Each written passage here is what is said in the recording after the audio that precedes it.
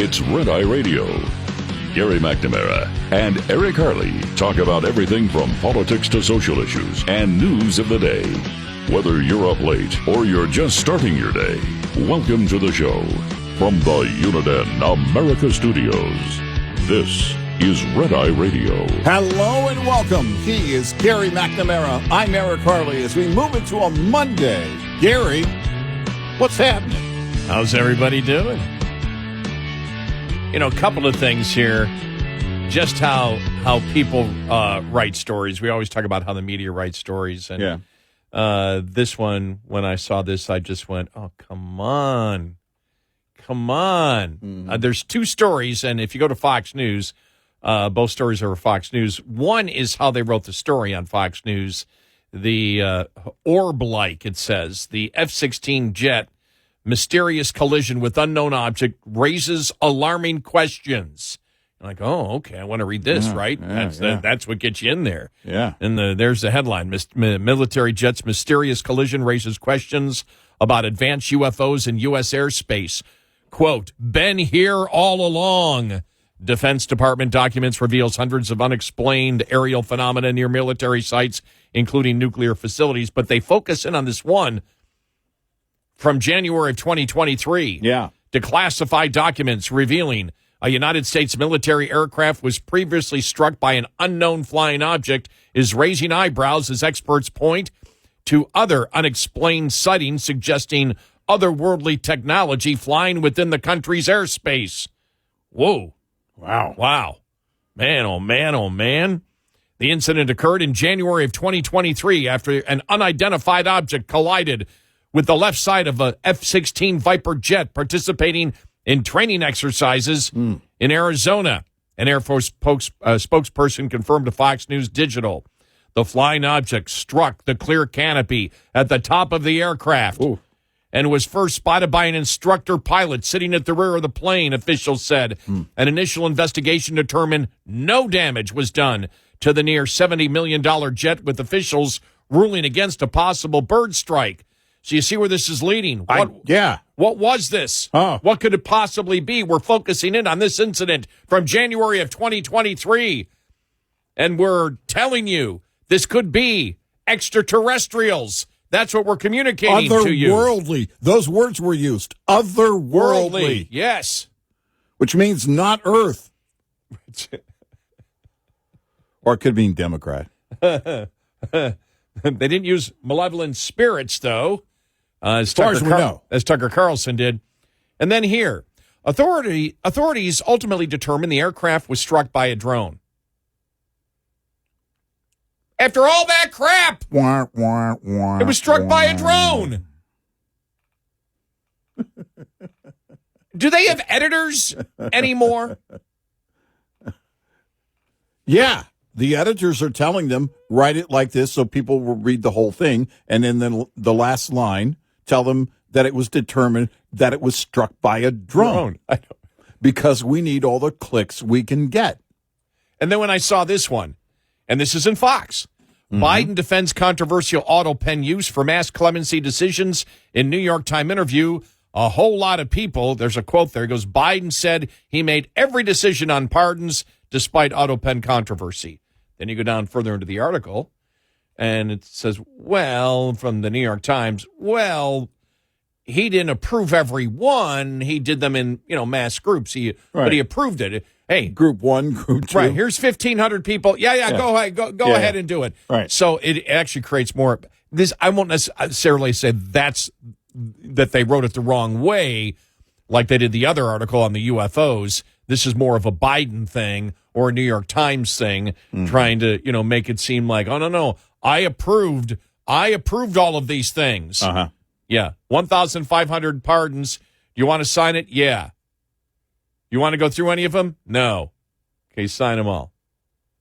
Which I guess would does that legitimize it?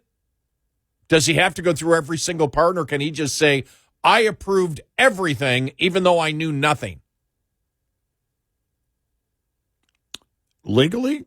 Are you seriously asking the legal question here? I guess so. Yeah, in terms of his authority? I would say no, unless he was going to include everybody. I hereby pardon everybody. And it gets back to that movie. What was that movie where you could break the law and murder and do everything for one? The Purge. The Purge. The Purge. I think they made multiple, follow-ups to The Purge. Yeah. The Times did report that Biden did not individually approve each name for the pardon that applied to a large number of peoples. Mm-hmm. Yeah, he went through 1,500 names and cases. Yeah. He reviewed 1,500 cases? Yeah. What's next? They're going to tell us, well, this is what he was working on when he would call a lid for the week on Monday morning. Well, no. What the New York Times is saying is he did not. Right. Look at it. No, I'm saying right. if the Biden people, I don't know how many Biden people there are left, wanted to come out and defend it. Oh, yeah, this is what he was doing when they called a lid Monday morning and he went home for the weekend on Monday morning. Yeah. See, he was busy working on pardons the whole time. Because you would have to be. If you're going to go through 1,500 cases, there are going to have to be multiple meetings on those cases. Now, the other thing is, too, the media's got to figure this one out because of the whole Jeffrey Epstein thing and Trump's Truth Social thing to his boys and girls. When I was reading, I burst out laughing. He said, "This is a perfect administration." Yeah. Well, define perfect. Well, I don't think after the Epstein thing, I don't think anybody. You may say, I like 90% of what he's doing, but after the Epstein thing, you just lost a lot of the people who said everything you do is perfect. Yeah. Right. But MAGA disagrees with the president. Yeah. I saw that over the weekend. Yeah. It's like, wait a minute. No. No, that was paired with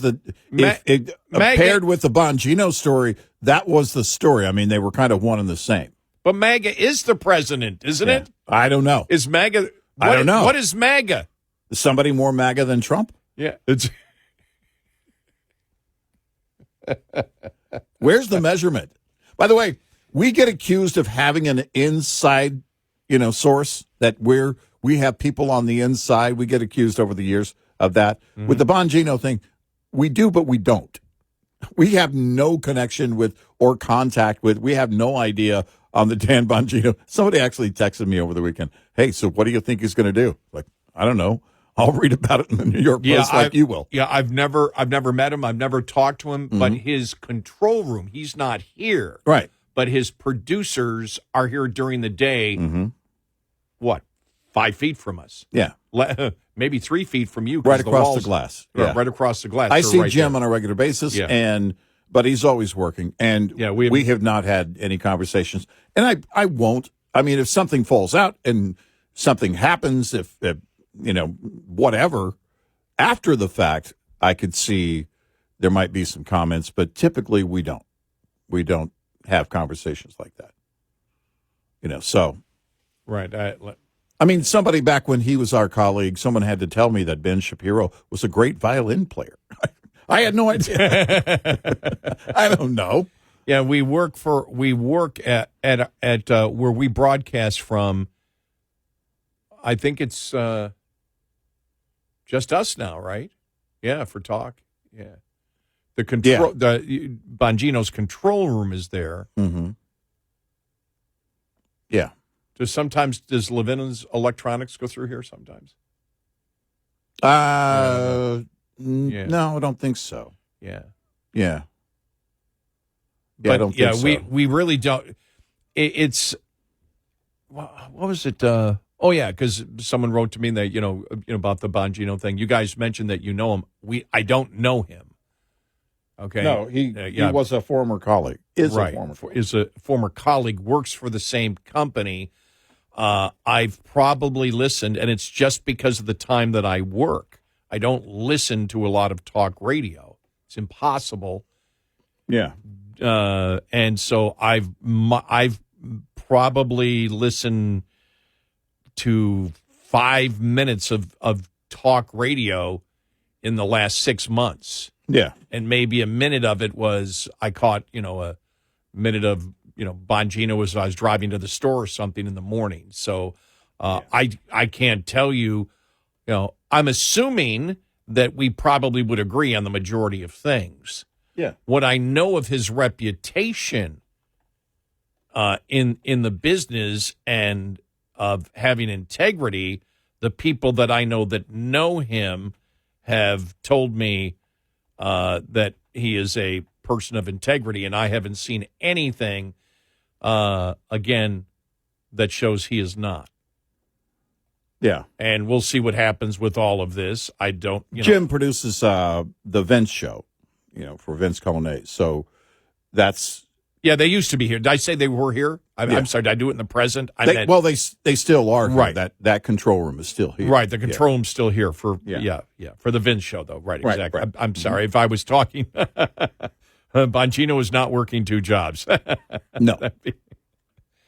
But I was thinking over the week, it was like, MAGA disagrees with the president. No. He's MAGA, isn't he? Who's MAGA? Well, you can't be MAGA without him. No, I mean, where he wrote to the boys and girls, I burst out laughing for that one. Here it is. What's going on with my boys and in some cases gals? Put on Saturday afternoon. They're hang on one second here. I just had it and then I lost it. Oh, jeez. I can't get to it here at the moment. Sorry. I had it here. Okay, here it is. What's going on with my boys and in some cases gals? They're all going after Attorney General Pam Bondi, who is doing a fantastic job. We're on one team, MAGA, and I don't like what is happening. We have a perfect, capitals, perfect. We have a perfect administration. The talk of the world, and selfish people are trying to hurt it all over a guy who never dies. Jeffrey Epstein. For years, it's Epstein over and over and over again, Trump wrote on Saturday, insisting that any files were actually written by Trump's enemies in previous Democrat administrations. So there you go. There's a problem. You, the White House, and your administration pushed it.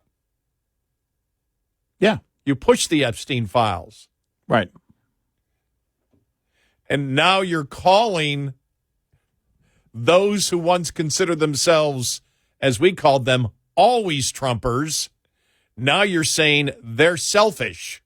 Well, you can't have this big, show where you're bringing on, because the idea of bringing on those or bringing in those influencers, those social media people, and giving them the files. What if you're not promoting a win in that situation? What were you doing?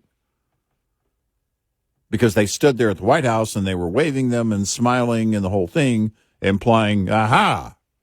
And there was no aha because we didn't learn anything new. And they said when they went, the White House is the one that pushed it. Yeah. Here, take these files. The White House pushed, take these files, get out there and do it. And they now feel betrayed. Mm-hmm. And now it's like, you're calling us selfish? You guys are the ones that push this.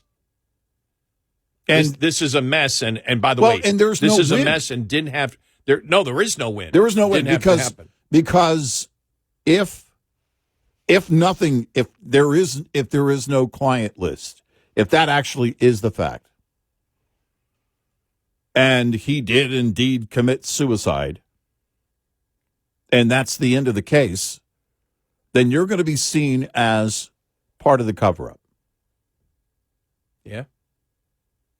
And if there was, and this is what you're saying, well, then you're part of the cover-up. Did you read Mark Levin's post on X the other day? No. Said what you have said many times, that these influencers are all about the hits. They're all about getting. Yeah. They're all about getting paid. Yep. That a lot of these people jumped. Yeah. because you didn't know who they were 2-3 years ago. Right. But they got so many hits because they were MAGA, MAGA, MAGA, MAGA. Oh, yeah. And this was during the Biden administration. And he said, now when your guy gets in power, it's harder to get those hits. And you want those hits. And they're furious because they want those hits. But those hits come because they've always agreed with the president. That's what he implied. Well, that's it. It's the alignment. And like I said, it's like they want to jump into the wheelhouse and take control of the ship. Well, Trump is in control of the ship one way or the other, whether he's headed for the iceberg or whether he's, it's smooth sailing. He's headed, he's the one that gives the direction. And when you jump on board, if you're going to own his wins, you have to own the other stuff too. Yeah. That's just the way it is. Yeah, it could be true. There's no client. The client might have been a Rolodex, but there might have been no client list with no information. Right. He might have committed. I don't have access to all the information as the investigators do. Right. Nobody does. But it's the fact that you push this to the point of staging the folder incident, and that came from the White House. That was a mistake from the White House. Right. Don't bring it up and present it as something that it's not before you know. Yeah. If you've got something great, then you can do your victory lap on it and say, we've got it. This is justice for the victims. That's the way I would think of it. But if you don't, and you don't know it yet, then you don't need anybody waving anything for you. 866-90 Red Eye. Hi there, this is Hope Zavara with Mother Trucker Yoga, and here's your health tip of the day. Healthy driver, healthy diesel, powered by House. Truck drivers are at high risk for carpal tunnel and grip issues from long hours at the wheel, leading to pain, stiffness, and weakness over time. Let's fix that right at the wheel. Using your steering wheel, stretch one finger at a time, starting from your thumb to your pinky. Hold each of those for 10 seconds. Then place all 4 fingers on the wheel and gently press and stretch your palm and wrist. Hold for another 10 seconds. Don't forget to do the other hand. Do this 2 to 3 times a day to keep your hands mobile, strong, and ready for action. There you go. Small, simple changes that can lead to big results so you can feel good again. Visit mothertruckeryoga.com and houseproducts.com for more tips and support. Coming up, more with Gary McNamara and Eric Harley. It's Red Eye Radio.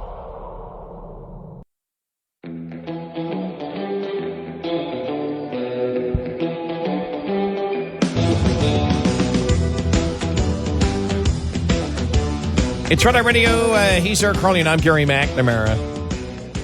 And then Newsom and the pot raid. I mean, it's just what a zoo that is. Well, a lot of children, work in these farms, and it's like, shut up, stop talking. I mean, it's just unbelievable. You're making it worse.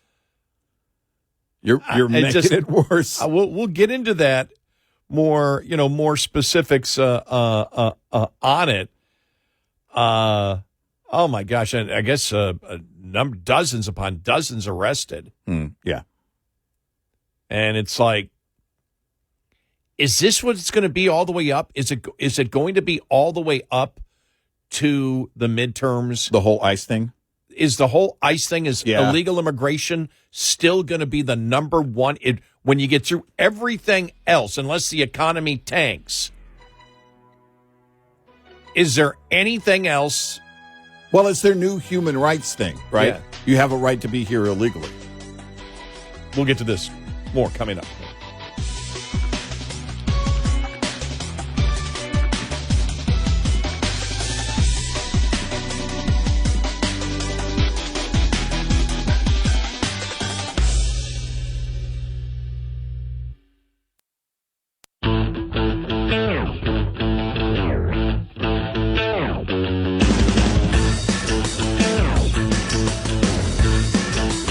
You're listening to Red Eye Radio from the Uniden America Studios. And he's Eric Harley, and I'm Gary McNamara. Welcome and good morning. Trump on the Truth Social post the other day about Rosie O'Donnell thinking of taking away her citizenship. And I burst out laughing because when I saw it, I went, oh, he's just trolling her. And I moved on. And then I thought about it and go, wonder how the left's going to view that. And when I went on X, it's like every single Republican conservative said, oh, man, what a troll that is. And I didn't see, and I was wondering whether Trump did that. Trump knows he cannot take away her citizenship. Yeah. He knows that. He's not, he's smart to know. He was just trolling her. Yeah. But normally something like that would just send them going crazy. By the way, I did think I was talking to my sister the other day, and she was asking, she said, what's all the king stuff? And she said, she goes, there were good kings. She goes, there's a Christmas song on it. Yeah. And I went, well, actually, when you think about it, a king is actually a step down in perceived viciousness than a dictator or a Hitler. Right. Yeah, no, they should have. I thought from the beginning they should have gone with no dictators. Yes. The no kings you just wondered about. I would just burst out laughing. I went, well, that's an interesting point that before he was Hitler, they're actually mellowing out. Yeah. Now he's just a king. Yeah. But I think I saw just one or two on X over the weekend. Someone said, Trump thinks he's a king, a dictator. He thinks he can take away anybody's citizenship. And anybody who read it went, just a troll. And they moved on from it. But I was really wondering if he was doing that as sort of a test balloon to see how the left responds. I think so. I think there's a lot of trolling of the left and the leftist activist media from his social media. He knows he's not going to do that. And you should know by now, in all of these years, that he knows that he's not going to do that. Well, he can't. Yeah. And so there's not going to be, this debate. I think what he's trying to do is have them actually have the debate. We're going to bring on our legal expert and see if we can talk about, can a president actually take away someone's citizenship because they moved to another country? He wants them to actually have that moment on whatever it is, CNN, MSNBC, or all of them. And I didn't watch any of those channels over the weekend because, number one, I don't have cable. Number two, the reason I don't have cable is I wouldn't watch it if I did. And I can't, so I can't tell you if any of the weekend people on on cable news had that conversation. Can he really? Let's bring on a guest to tell us if he can actually do that. Do you need a guest? Do you really need a guest to tell you? And I think he wants them to engage in that kind of behavior.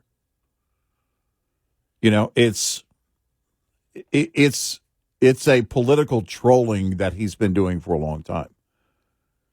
And I didn't see it explode over the weekend. I mean, I'll keep watching for it. Maybe later today it will happen. They'll start having the conversation. But I really didn't see it rise to the top of the cycle over the weekend. No, not at all. And maybe it is that they know he's trolling. At some point, you really have to temper how you respond.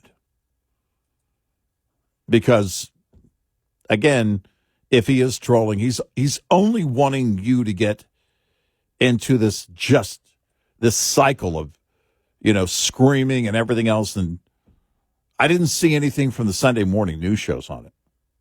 Maybe somebody commented on it, but it didn't rise to the top of making any headlines. Not that I saw. It was just his comment, basically, and it kind of laid there over the weekend. And I just don't think, again, if you're looking at it for what it is, the question is, it's kind of like the markets with tariffs. Okay, we'll respond when we believe the tariffs actually are going to happen. And otherwise, we'll wait and see because it's been back and forth and there have been changes along the way. And that's kind of how I think they're building out the response now. Listen, he is trying to build a presidential library. So maybe he's just kind of trolling them into saying something that could get them sued, where they have to settle and pay for part of the library. Like the AOC thing over the weekend. Yeah, I mean, that was just, it was like, and the funny thing is, after she called him a rapist, right? Yeah. And she's already got money for that. And it's just like, sue her. It wasn't even Trump saying it at first. Right. Everybody else going, sue her. You get more for your presidential library. Right. It's like, oh my gosh, could you imagine? And there's a lien against everything that AOC owns will go. And the Democratic Party. And the Democratic Party, right. That will go for the Trump presidential library. Yeah. And then it's like the Trump, this is, by the way, just so you know, everybody, there is 88% of the Trump presidency left. Yeah. The second term. Yeah. 88%. Just we haven't even reached 6 months yet. Nope, that won't happen for 6 days until next Sunday. Yes. For 6 days, it's only been. There's going to be plenty of material to do this radio show each and every day. Yeah. But I just when I saw that, I went, okay, I don't know where the left is right now. I mean, just like right now this week, there's been so much bad stuff that's come along. Even anything that even Trump does, you go, oh man, I wish he had. It doesn't matter. Yeah. Because they're just insane. Yeah. I mean, the pot raid. It's just looking at the headline from the Wall Street Journal. Newsom's politically dubious defense of pot growers. Yeah, right. And it's just like, 300 illegal immigrants working on a pot farm. The Homeland Security says Glass House Farms is under investigation for child labor violations and 10 undocumented minors were found there. Unaccompanied, 8 unaccompanied. Right. Yeah. Children working there. Right. I mean, it's just, and they're trying to defend it in some way, and you just can't.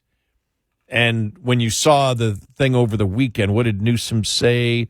He's going to reimburse illegal immigrants.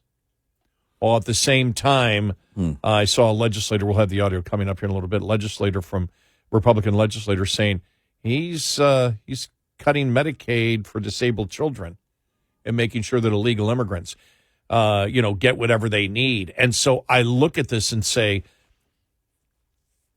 I didn't think that the Democrats would continue day in and day out to still fight this thing on illegal immigration. I thought you eventually have to surrender and say, okay, we can't win this. And they're not. Yeah, no, not at all. And and to the point of even unaccompanied minors.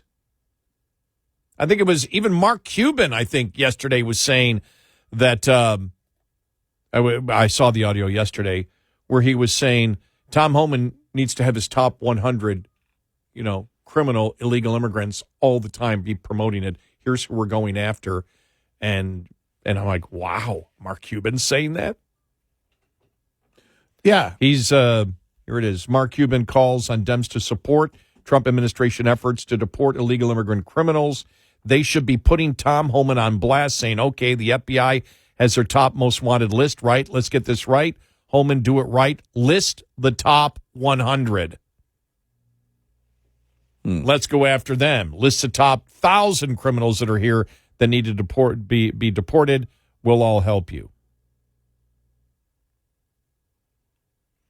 But the Democrats would never say something to the effect, we'll help you. They only have to do something that's the antithesis of what Trump says and does. You've never heard a Democrat say in the past 7 months, yeah, okay, I don't like it, but this is a step in the right direction. We are going to help you. That's from Cuban. Right, yeah. By the way, you know what I was asked more than anything over the weekend? How do you think the America Party is going to do? Oh. It's on people's You know, when minds. you said that just now, my brain for a split second said, what's the America Party again?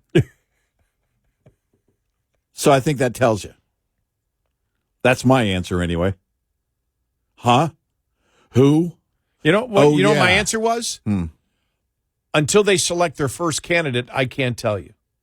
Well, for me, it's going to be eventually, maybe not right away, but eventually it's going to be, why, America Party. I forgot you were there. You may go now. It's going to be Doc Holliday. Like, what? Oh, yeah, you guys. Never mind. They're going to change the name. In order to get support, it'll be the Client List Party. Right. Yeah, exactly. Just jump on just change your name on the fly. We promised the client list. Then they get in. Imagine, of course, it's not going to happen, but imagine for a moment they get in. Oh, sorry, there's no client list. Sorry, you put all your money on red for nothing. You put all your money on red, didn't happen. Sorry. Thanks for playing. Look, it just everything kept going back on the Epstein thing is it doesn't matter which side you're on. If you're in the Trump administration or if you're somebody who was waiting, if you're someone who was waiting for that list, then again, there is no win here.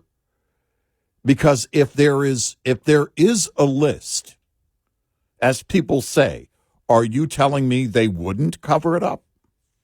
Well, you see the Democrats because now. the international impact would be massive if there were the list that everybody is to the point that it's gotten to online.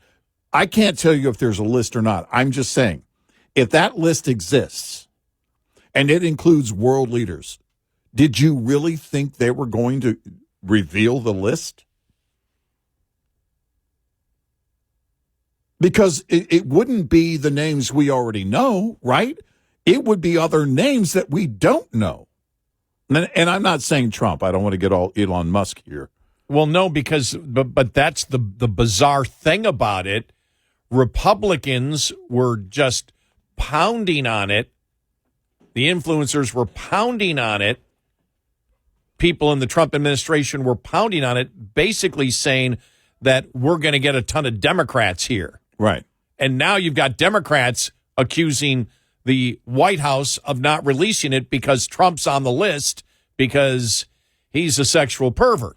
Right. It's completely reversed in a week. Well, it's those are the things, because remember the excuse, and we talked about it, and it does make sense to a point until you finish the sentence. If it were, if there were any accusations on Trump, we would have learned about it during the Biden administration. Not unless there were also accusations against Biden. Not unless there were also accusations against Bill Clinton, or you know what I mean, somebody on the left. Right. I don't think there were. I think we would have heard that. I don't believe there were. But you're never going to win this, which gets back to my point. You'll never win this. You don't market something as almost a certainty unless you have the evidence in front of you. Once you know, then you can. 866-90 Red Eye. Lines open for your calls.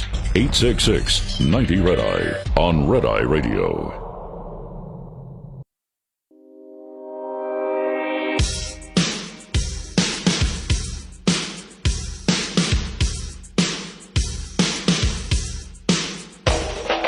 Red Eye Radio, he's Eric Harley, and I'm Gary McNamara.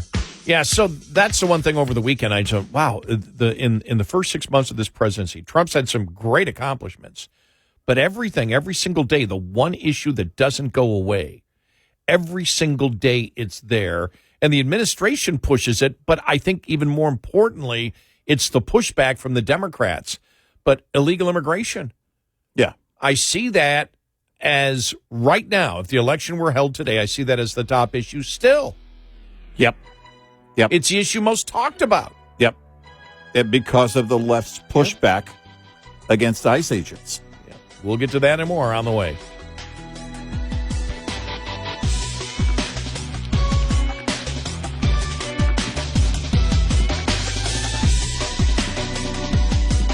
Top of the hour news is brought to you by House Products.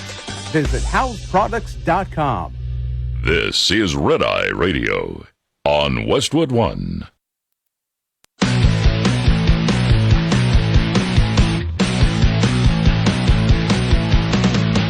Now, it's Red Eye Radio.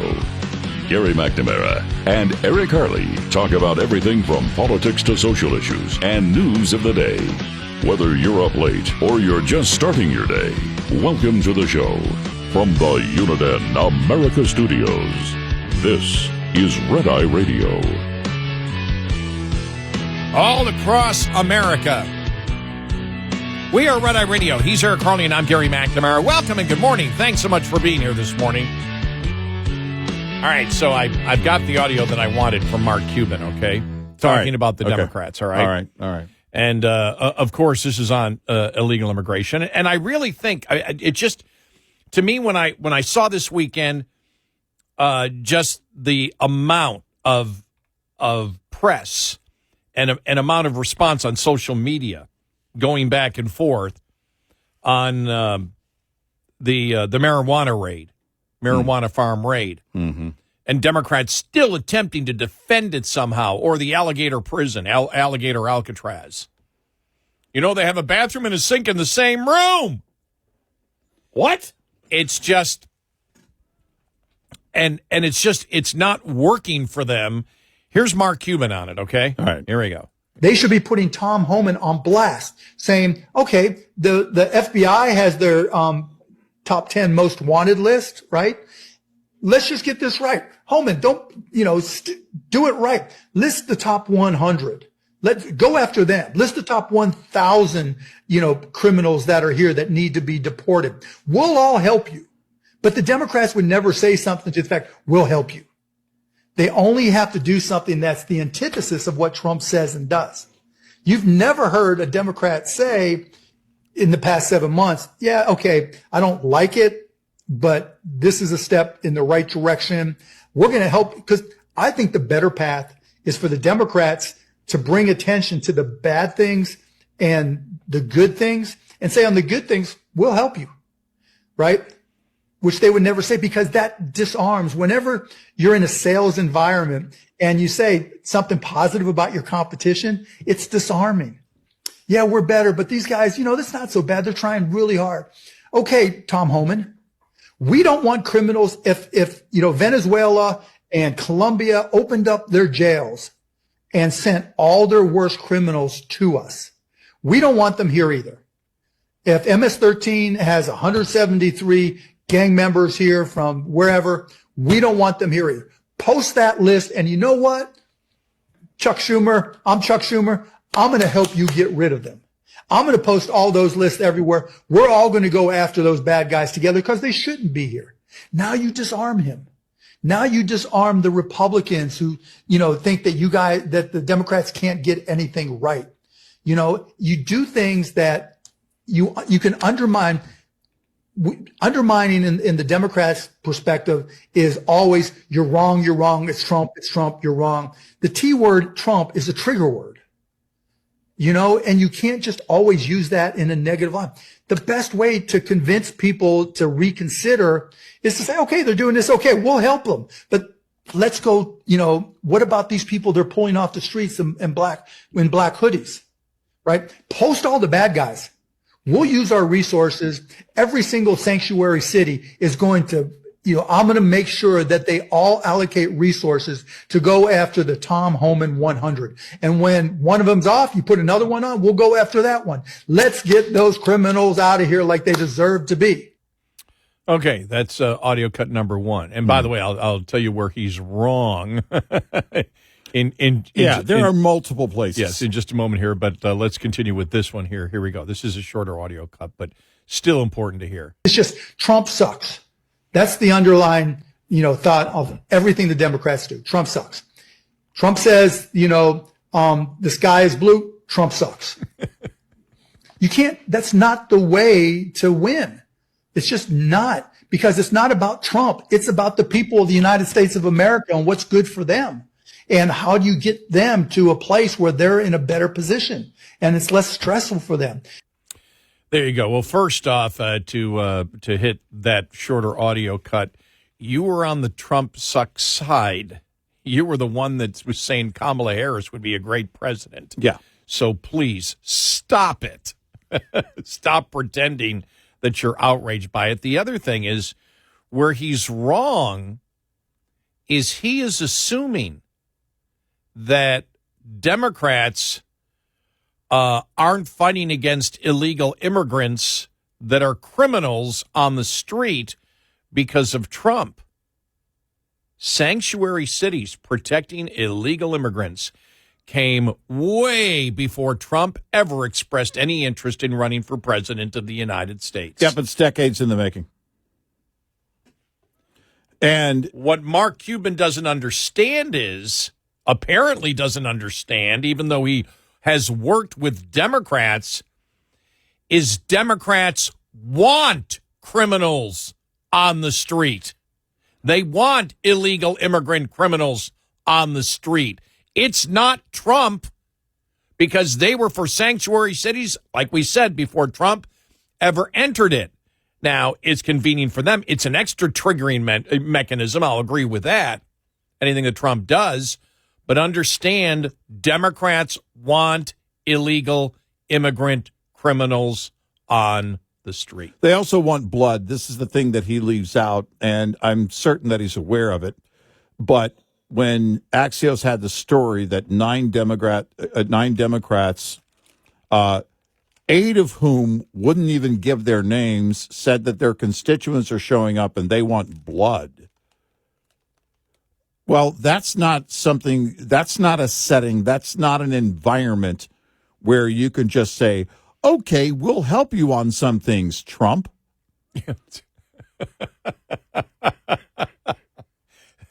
Democrat Congress people are afraid of their own voters. Yep.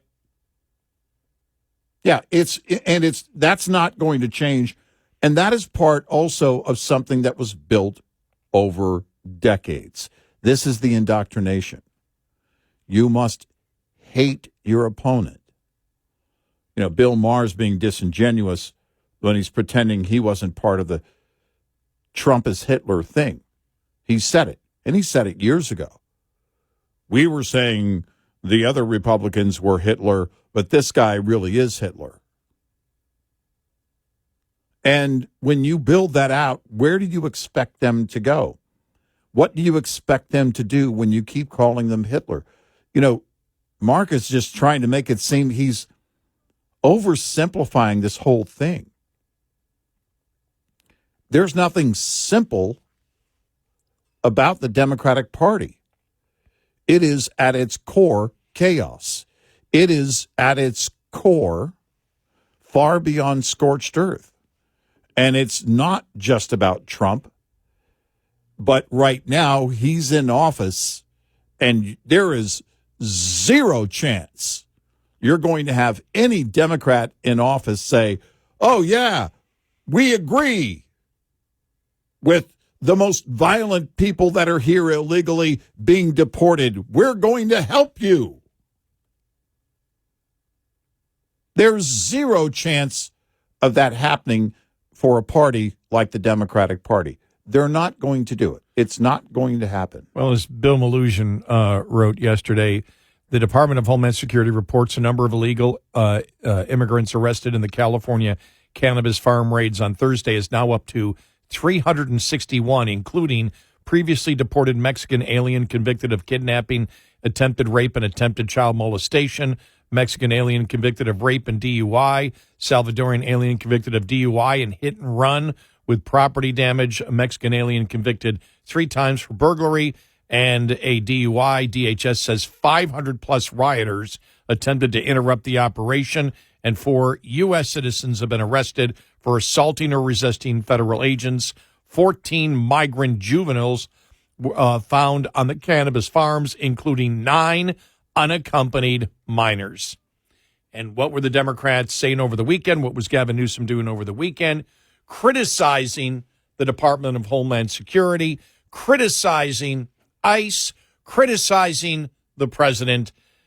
And I'll have to get the one audio cut from CNN that was just bizarre, just bizarre. Yeah.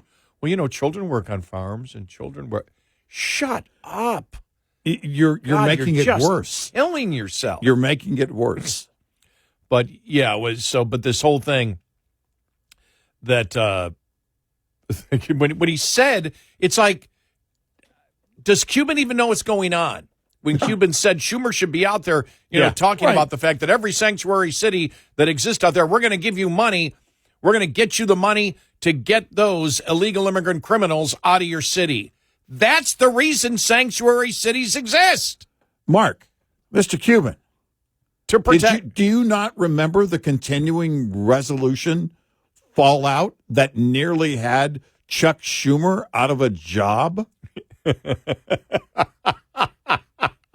A continuing resolution. Not abortion, not illegal immigration. A continuing, if you're still awake, it's saying the words continuing resolution make me sleepy. No, you've got to complete the sentence. Huh? A continuing resolution. That kept the Biden administration. That kept the Biden administration budget. Many of his policies or his budget It going. kept his budget going all the way till October 1st. We're still living with the Biden budget. Yep. So That nearly cost Schumer his job. Right. And you want him to go, hey, we'll help you with this whole ICE agents are evil thing. Republicans were screaming, saying, wait a minute, the continuing resolution, why are Republicans putting a continuing resolution through that supports the Biden administration priorities and his budget all the way to October 1st? And the Democrats were screaming, no, we don't want the Biden budget. Oh my gosh. This is how bad it is. You can't cooperate with Trump on anything. On anything. If you're going to say Trump is right, there has to be winger after the right. Yeah, exactly. And we're not talking about The band. Kip. Yeah. Yeah, it's there's zero way this is happening. And you sound clueless just by promoting it. Hey, what the Democrats need to do is say, we'll help you on some things.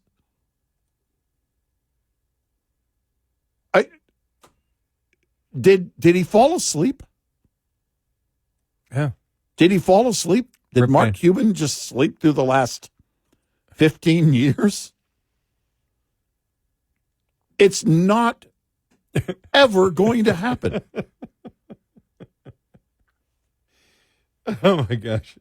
It's not going to happen. Trump, Gary, what he could do, Trump could just nominate Rosie O'Donnell as ambassador to Ireland. Trump needs to compromise. You know what he could do is, oh my gosh. Now, having said that, there's always that asterisk with Donald Trump. Tomorrow he goes, no, I didn't mean it. I'm going to nominate her for the ambassador to Ireland.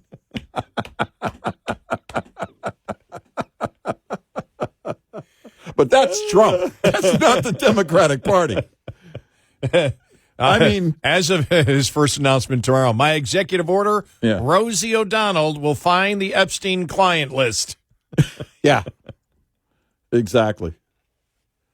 It's just insane to believe that it's going to work that way. I know. Yeah. But Cuban sees where it's going. Well, you saw the numbers for Democrats still going down. Yeah. Oh, yeah. Yeah, just 866-90 Red Eye. Brought to you by FPPF, Fuel Power Max. Independents with carrier authority should be mindful that negotiation strength varies as the week progresses. Typically, the highest rates across major segments are paid for loads negotiated on Sundays, and the highest volume of loads for all segments is seen on Mondays. Also, the weekday that tends to be the best for flatbed negotiations, yielding the best rates. Owner-operators tend to have less negotiation strength on Tuesday, which shows the lowest weekday spread between brokers' offered rates and actual paid rates. Broker offers tend to rise by Wednesday as the end of the week is in sight. This day also seems optimal for the 3 o'clock hustle, so-called for its reliance on that afternoon time of day, when brokers are getting nervous, to improve negotiation strength. Stay mindful of this system to maximize your revenue. Owner-Operator Business 101 is provided by Overdrive's Partners in Business program. Go to overdriveonline.com to the Partners in Business section of the website for more details on this and many other topics. Brought to you by Shell Rotella, with advanced synthetic technology is designed to help keep your rig running with more mileage and less maintenance.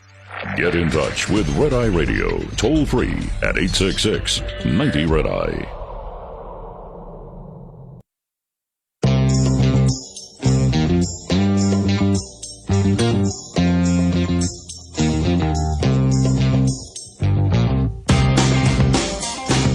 It's Red Eye Radio. He's Eric Harley, and I'm Gary McNamara. I mean, just looking at had to scan the headlines of the Babylon Bee. All right. And they have one here says, Gavin Newsom declares California a sanctuary state for child slavery.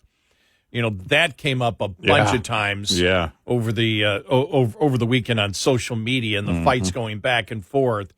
You know, when you had Newsom come out and say, instead of supporting the businesses and workers that drive our economy and our way of life, these tactics evoke chaos, fear, and terror within our communities at every turn.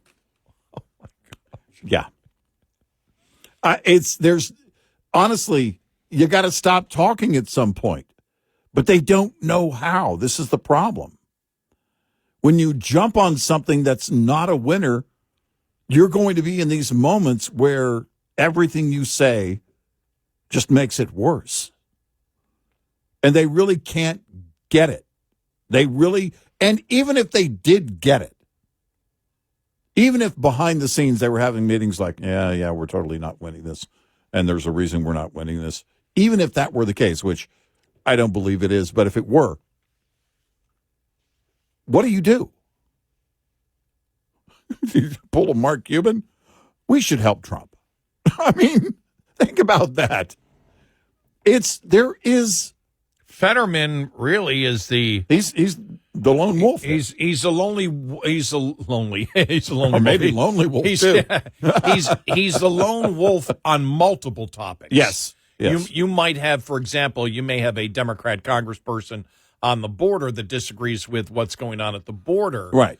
But he is really the most prominent Democrat than on a few issues. Israel, illegal immigration, things like that. Yep. That has said, no, I mean, what Trump is doing, this all makes sense. Yeah. And he's really sort of an outcast now. Right. Yeah. Even in the Democratic Party. Right. But if you're a leader, you can't do that. Remember, the leaders are Bernie Sanders, AOC, and the person I don't speak of. Mm-hmm. Those I don't speak of. Yeah. Jasmine Crockett, right. My congressperson. Right. Yeah, but it's you really. And Mamdani. Yeah. Oh my gosh, that's just blowing up every single day. We have to do a commie Mayor Mamdani update coming up because that's just. Oh, I saw the argument again. He's a socialist. No, he's a communist. Yeah. He's a communist. And again, trying to defend him, it gets worse. Right, by the definition of communism. Right. It just gets worse for them. Another area where they just don't understand. Look, you're either with them or you're not, and if you're with them, I don't know how you defend them. You need to just come out and say communism isn't so bad. Commie rhymes with mommy. Yeah, that's right. There you go. Mm-hmm. You're not going to win it, but then again, Mamdani just might. That's the thing. He just might pull it off. Well, yeah, Mark Cuban, have you been paying attention to what's going on in New York? Exactly, right. If you expect them, the Democrat Party, to say, we think Trump's doing a pretty good job on these things. Yeah, right. Not going to happen. Nope.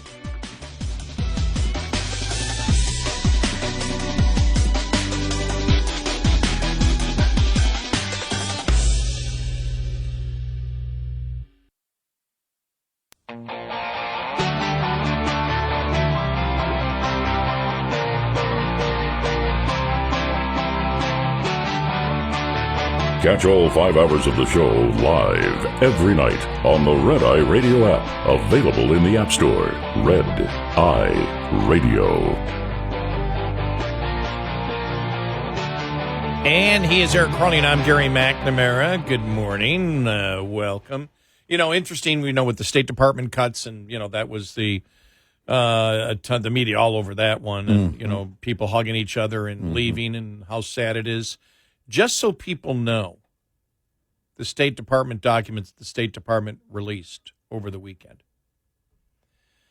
The State Department had 57,000 total employees in 2007. By 2015, they had 73,000. I'm rounding it off. So they went from 57,000 to 73,000 by 2015. By 2024, the State Department had 80,214 employees. So it grew by nearly 23,000 employees before the devastating cuts of 1,300. Wow. Probably something that you would want to let people know and mark it over and over and over and over and over and over again. Why are we hearing more about that? Yep. Again, just so you know, 57,000 total employees in 2017. Excuse me, 2007, not 2017, 2007. 8 years later, 73,000, that's 16,000 more employees to the State Department by 2015, 80,000 by 2024. So in, let me see, 17 years? Yeah, 17 years. Grew by 23,000 employees. They started 57,000. So you're talking about, over a 35% increase in the number of people working for the State Department. Yeah. Number of countries go up worldwide? As far as I know the population is growing, but is it growing that fast? Yeah. It's the State Department. Right. Did we need 35% increase in the number of employees at the State Department since 2007? When they did the Brexit thing and Britain left the EU, did the EU create more nations to make up for their loss? No, we should have less. There's only one country now. That's right. Canada, the 51st state. Yeah. So it grew by 23,000 employees before the supposedly devastating cut of 1,300. Devastating. So they went from 80,000 employees to roughly, if I don't round off, 80,000 employees to roughly 79,000 employees. Wow. Why aren't we hearing more about that? If you were going to promote these cuts as a positive, which they are, why wouldn't you start there? Look what has happened in recent years. We're going to fix that. And then, can we actually cut? Remember, one of the promises is the rescission cuts, right? Yeah. Senator Rand Paul said Sunday that President Trump's request to cut billions in funding to public broadcasters would face a very close vote in the Senate. I suspect it's going to be very close. I don't know if it will be modified in advance, but I can't really honestly look Americans in the face and say I'm going to be doing something about the deficit if I can't cut $9 billion, he said on Face the Nation yesterday. Republicans, including Senator Mike Rounds of South Dakota, Lisa Murkowski, have expressed reservations about making deep cuts to NPR and PBS. Some in the GOP are also wary of pulling funding for the president's emergency plan for AIDS relief. Senators will work out the details of the rescissions package this week, facing a Friday deadline to approve the cuts.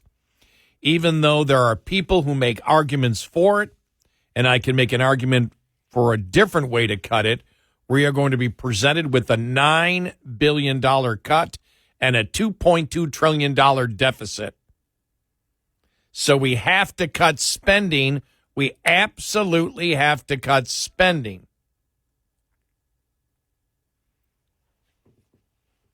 On Thursday, Trump threatened to withhold his backing for any Republican who goes against the rescissions package, which includes sweeping cuts to NPR and PBS and foreign aid. Sweeping cuts. They're not sweeping cuts. No.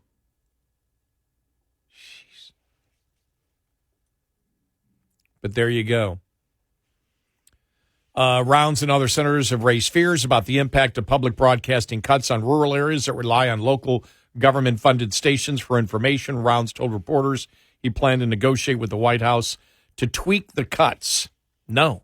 Gone. Well, and, you know, we have to cut spending. We have to cut spending. You mean starting now?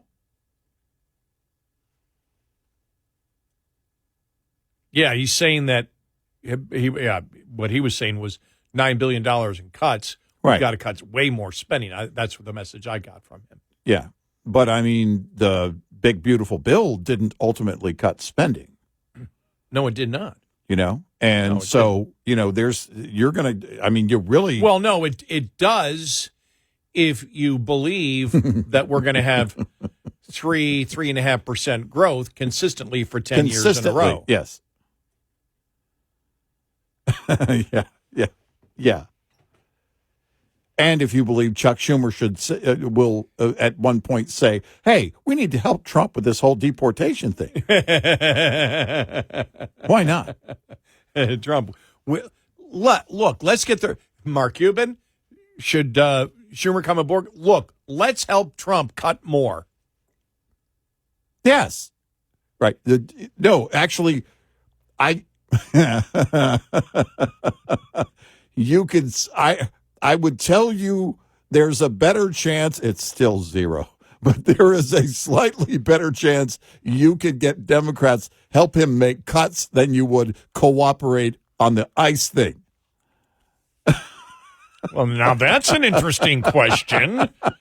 Well, there's still zero. There's some meat on that bone. 0.1 Democrats. Would Democrats more likely help Trump with spending cuts or getting rid of illegal immigrant criminals? Yeah. And the correct answer, neither. Yeah, neither one's going to happen. But if I had to place up a bet on either one of those, I'm going to put my quarter, and that's all I'm betting on that. I'm putting my nickel. I'm putting my penny because we won't be using those pretty soon. I'm putting my penny on the fact that the Democrats would be more apt to help him cut spending. Doesn't mean they would do it. The whole point is we talk about these things, and at the end of it, where does it go? Inevitably, we need to cut spending. Just not right now. We're back to the John Boehner territory. Now, you heard the most controversial statement Trump made over the weekend after being at the soccer game, the World Cup soccer game. Soccer sucks. No. While on that the he's loudspeaker. pondering an executive order that America, we have golf of America now. Yeah. But he's thinking, he was trolling, folks. This is all sarcasm. Yeah. That putting out an executive order that we must call soccer football in America. Yeah. Well, sorry. I guess I'll be un-American then. I'm now part of the resistance.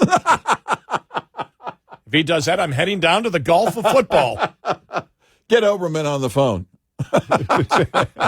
The resistance. Yeah. Yeah. I burst out laughing when I saw that one last night. In fact, when I woke up, that's one of the first things I saw. Trump says he might put through an executive order that would mandate that we call soccer football in the United States. Yeah. That was pretty funny. Yeah. Good luck with that. His former MAGA supporters are in an uproar. Still asking the question here, who is MAGA these days? Yeah. I honestly. Wow. It's kind of fracturing. Is there a mostly MAGA? MAGA, but the Epstein thing, no? I mean, what is it? Where does it go? This is why, again, when we talk about labels, that's why we deal with the issues. It's why we. It's about the ideas. It always has been. It's always about the ideas and where you stand and how the specific issues become specific legislation. Tomorrow's 20 years together on the radio as a team. Crazy, huh? Wow. Yeah. Right? Wow, it is. I would have forgot. And I remembered last week, but I would have forgot. Yeah. When you said that, I went, what do you mean tomorrow? Oh, it's the 14th. Mm-hmm. Wow. Yeah. And good thing it's payday. I wouldn't have showed up. Well, I was just trying to think of where my mind was 20 years ago right now. Yeah. Because it would have been a Sunday, right? No, it would have been a Saturday night. Because I believe I started on a Sunday night. Yeah. That. I just Saturday night, that what? What was I thinking? What was I thinking? It's like, I don't know. People are still asking. What were you thinking? Well, as I've said, my goal was to stay 1 year and get out. Yeah. That was my goal in radio. I was 18. That was my goal. It was a national show, and I said, oh, okay. I had no idea whether you and I could work together. No. But we sort of knew after the first week, didn't we? We pretty much knew. We did. We knew after the first week. We knew this was not going to work. And so we decided to continue the torture for another 19 years and 51 weeks. Give me 20 more, please. Thank you, sir. Can I have 20 more? No, we knew after the first week. I remember that because we looked and we said, do we have something? It's like, well, this is pretty easy. Yeah, it's working. It's pretty easy. Right. Because if you've ever done this, I'm sure it happens in TV too, but we talk longer than they do. Yeah, we do. A lot longer. We do. You know pretty quick whether you're comfortable with somebody on the radio. Yeah. Yeah. And there are some that we've been told are not. They're not. It's not as comfortable as it should be. I'll put it lightly. Yeah. I've talked to people that are on radio that have a co-host goes, it was pure torture. I had a guy know in television. Yeah. That said he always had a co-host. Mm-hmm. Goes, it was torture. because the majority of people that he worked with in television, it was torture. That's no way to work. But that's why I stayed. Mm-hmm. I stayed because of that. I stayed because it was fun. Yeah, it would and be. It was easy to do. That's why it would be horrible if it weren't enjoyable. Working all night and and having to put the work in and everything else, and then you show up and you really don't want to be here. That would be horrible. This guy I'm working with is a jerk. Yeah, what kind of a moron is he? Yeah, that's what the production staff goes through every day. This is horrible, but we got to go in. I have no idea how we're going to celebrate it. I don't know. Can we get fired for drinking? Whoa, I'm not going to answer that question. Well, I mean, I do have my... Because I don't know. I have my no sugar, no caffeine root beer here. There you at the go. moment. I got some ice water going. All right. 866-90 Red Eye. We'll be right back with more Red Eye Radio with Eric Harley and Gary McNamara.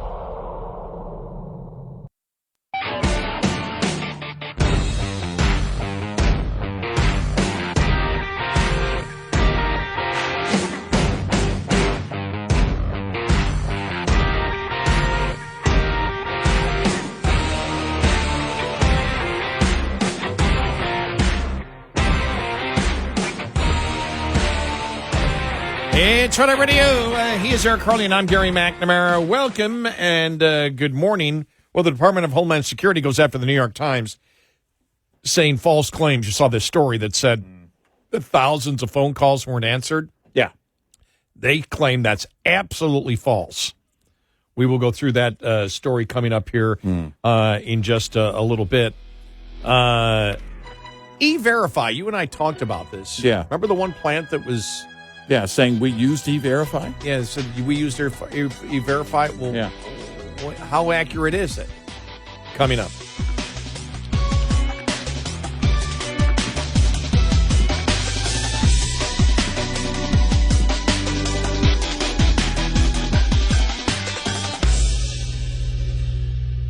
This is Red Eye Radio on Westwood One.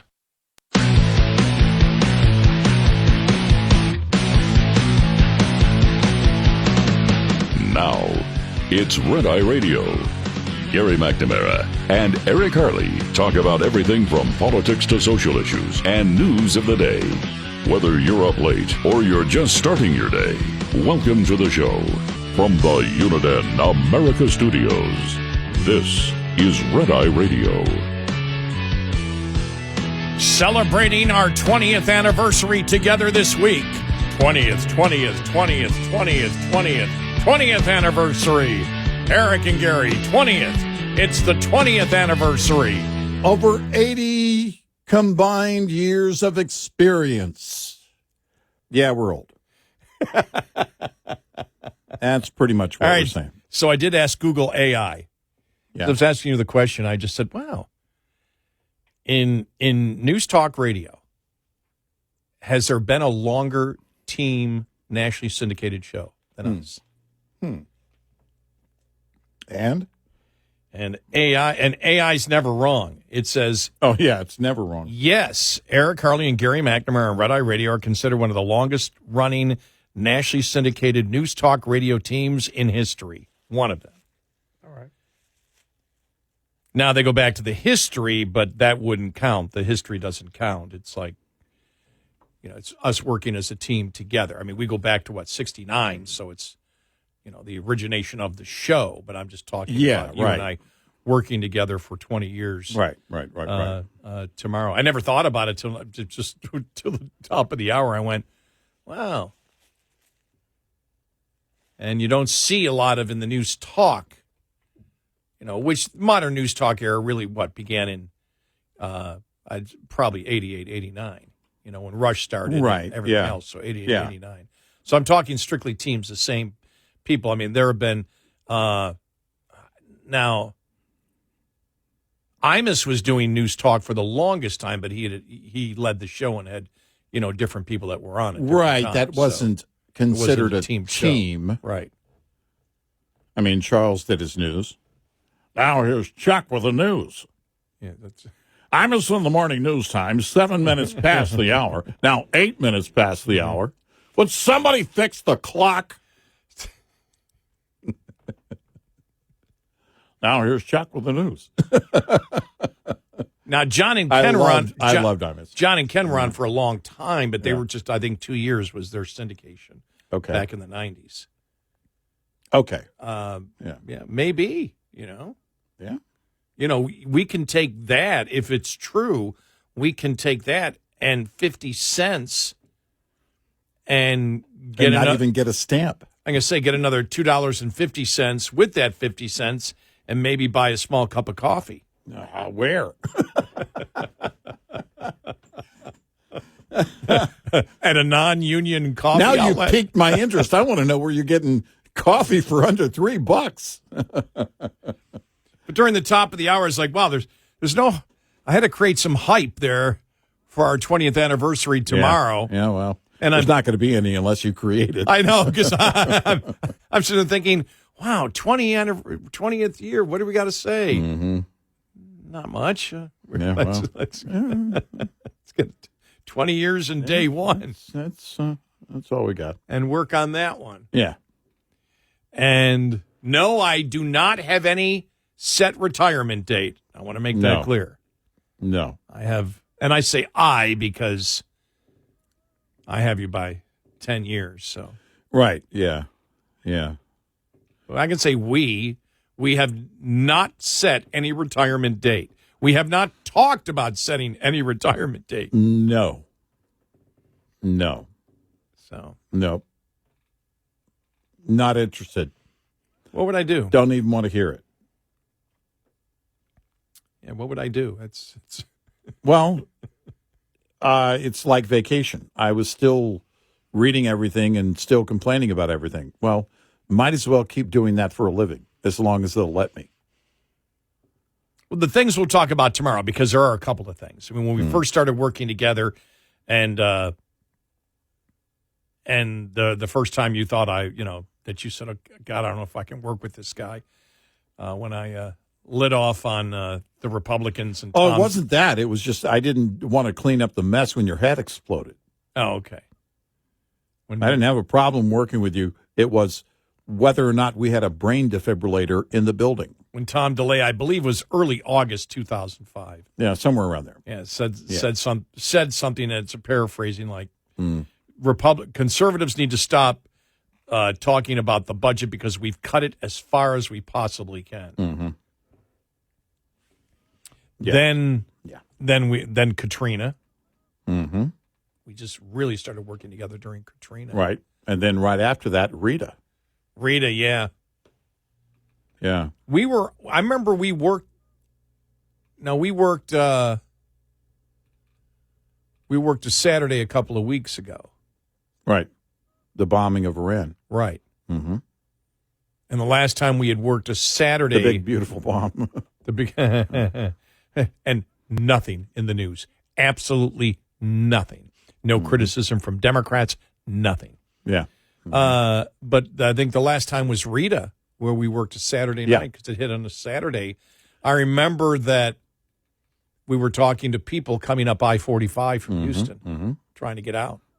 Yeah, the story was breaking, and we also had a bunch of truck drivers at Texas Motor Speedway staging with ice and all kinds of equipment and water and generators that were going to be going down to the coast after the threat had passed, and it was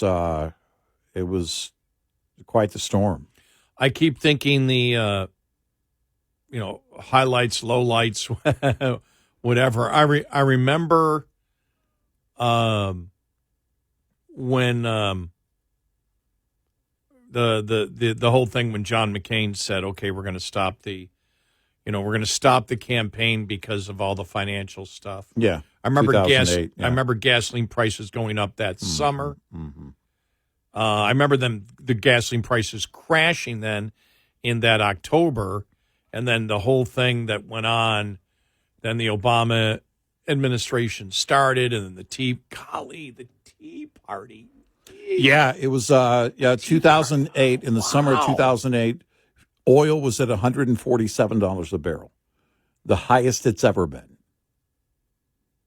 And gasoline prices through the roof, to the point that in California, where it's always higher than everywhere else in the country, just about, you had people saying, yeah, drill, baby, drill, go ahead. And that's when the Bush administration actually approved the in situ conversion process, which when you saw that happen, they knew there was going to be this huge, massive boom in supply eventually. And then for other reasons also, the prices were dropping pretty sharply. And then you got into the TARP 1. And then the bridge loan, which ended up being a bailout for GM. The Tea Party of 2009. I mean, these were fundamental shifts. And after that point, it wasn't right at that point, but it was later. You and I started getting calls from people saying, well, I'm a conservative, but if the banks are going to get theirs, I want mine. Yeah. And we were like, what happened? What happened? But if the banks are going to get a bailout, we want ours. Yeah. And they didn't like our answer. Yeah, exactly. No, neither gets Neither. Neither are good. Yeah. And that's, kind of where, I think there was a pretty huge shift in, I think, conditioning the minds to the extent that, well, if we can go through that, and, the debt's not much of a problem. Remember, Obama kept saying it after he won and became president. The debt's not a problem. The debt's not a problem. The debt's not a problem. Keep repeating that, and eventually you'll get to the point we are now. And it's unbelievable. It really is unbelievable what we have been through. But when you go through step by step of how we got here, it was inevitable.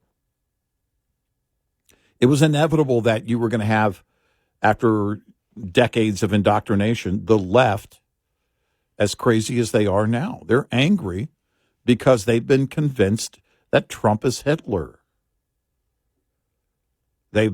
All of this has been built on the back of fear that's in the hearts and minds of these individuals, to the point, according to Axios, that you've got 9 Democrats in Congress that are talking about, 8 of whom would not give their name, how their constituents want blood. Well, yeah, they're afraid of their own constituents. That's why they don't want to give their names. Mm-hmm.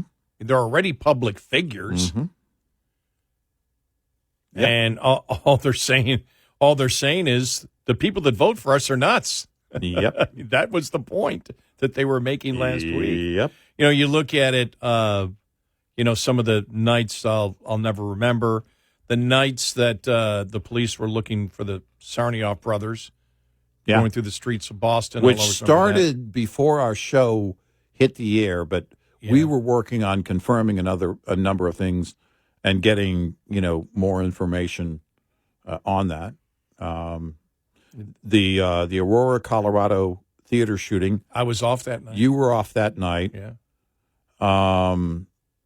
The one hurricane Vegas. off of that affected the Northeast coast. Oh, New York. I was off that night. Oh. I had no voice. Yeah, you were. That's right. You were off that night. I remember. I was talking to people inside of their apartments. Right. In downtown New York City. I was talking to a couple of people that, they had their radio, they had battery powered radio or whatever, but their power was off. Right. And, everything was dark. Yeah, that I'll always remember. Mm-hmm. The Vegas shooting. Never forget that one. Yeah. Right. Yeah. Because we were here. We were like one of the first. We might have been the first. Well, that actually played the audio of the actual gunfire, which sounded just like it sounded like a machine gun. Multiple weapons because of a few things of how that gun was amended, but also that the shooter used, but also the what later was known as, or we found out was, the echoes of the gunshots and everything else. But so we're watching raw video. You and I are off the air first, previewing raw video from people on the ground there in Las Vegas, at that ground level where that concert was being held. Jason Aldean was on stage when it broke out. And so the video itself was frantic. Really, the audio from it sounded very, very scary. And you and I started with it saying we're not sure what this is and what has happened here. And as soon as it wasn't maybe a minute later after we played that audio, we started getting the reports of exactly what was going on or what the authorities were saying was going on. And then I always remember it was around 20-3 on that election day back in 2016 when it was finally announced that Trump won, because it was like 20-4 Eastern time at that at that point. And then just last year, because and Hillary going home before that, remember? Yeah. Who was their chairperson for her campaign came out and said she's not going to be speaking tonight. I can't remember. I forget what it was, but it was in the 2 a.m. Eastern hour, saying, nope, we're going home. And it was like, whoa. And keep in mind, the fireworks display had already been canceled. They had canceled that the previous weekend, but it was supposed to take place on election night after she won, which she didn't.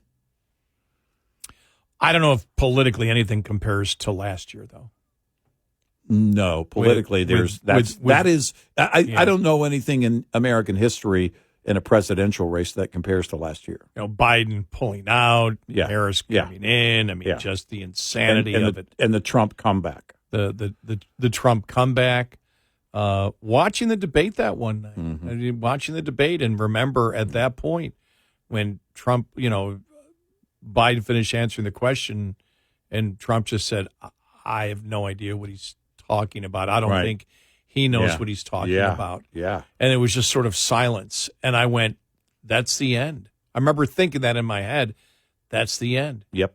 He cannot survive that. But then again, knowing the Democrats, I went, well, it's been obvious to us the whole time. They'll just ignore it. But that thought went through my head. And man, did that ever accelerate quickly. Yeah. And then Trump winning, you think about it, everything that he went through in the 2 years previous. All the trials that went on. Yep. I look back the last 2 years.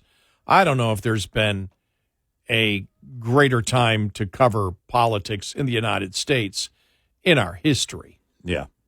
I can't imagine. What a privilege it's been over 20 years. Really has been. It really has been. 866-90 Red Eye.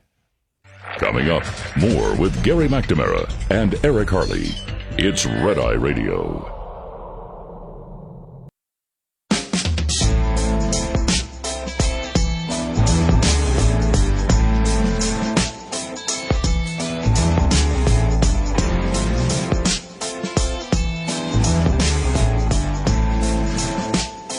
It is Red Eye Radio.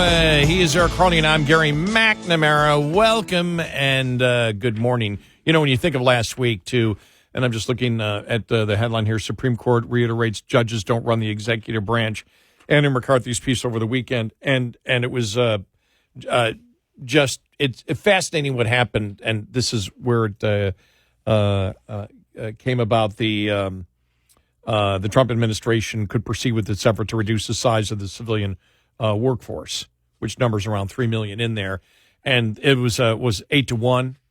Remember, they came out 8-1, which is Justice Jackson, and it was just fascinating because she was taken to task by Sotomayor on that one, and she was like, "Yeah, but Trump could do something illegal." Yeah, but he hasn't.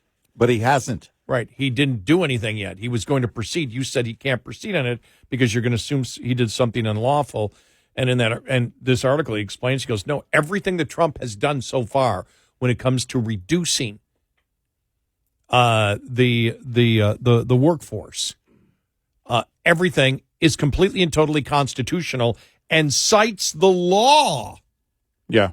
Says under federal statutes governing executive reorganization, that's in quotes, Congress has declared it is the policy of the United States to, among other things, increase the efficiency of the operations of government, reduce expenditures, and promote economy to the fullest extent that efficient operation can achieve, eliminate overlapping and duplication of effort, and reduce the number of agencies by consolidating those having similar functions under a single head, and abolish such agencies and functions thereof as may not be necessary for the efficient conduct of the government. Section 109, Title 5 of the U.S. Code, created by Congress. So Trump can do all of this stuff. There's nothing he's doing that's unlawful, and that's why Jackson, and she put out later on that week, well, I'm in here to express my feelings. Right. No, but that's exactly what they believe. It's kind of odd that Sotomayor is the one that took her to task, because years ago Sotomayor talked about, our job is to legislate from the bench. We should change society from the bench. But here, as he points out, compared to the authority that the president actually has from Congress to make government more efficient, and that includes layoffs, his executive order is modest, is nothing compared to the authority that he actually has. And he says inside of the executive order to do all this, he says following all the laws of the Constitution, and following the Constitution and all laws that Congress, has enacted. Right. It's like you don't have anything there. They couldn't be more clear. Yeah. They cover their bases.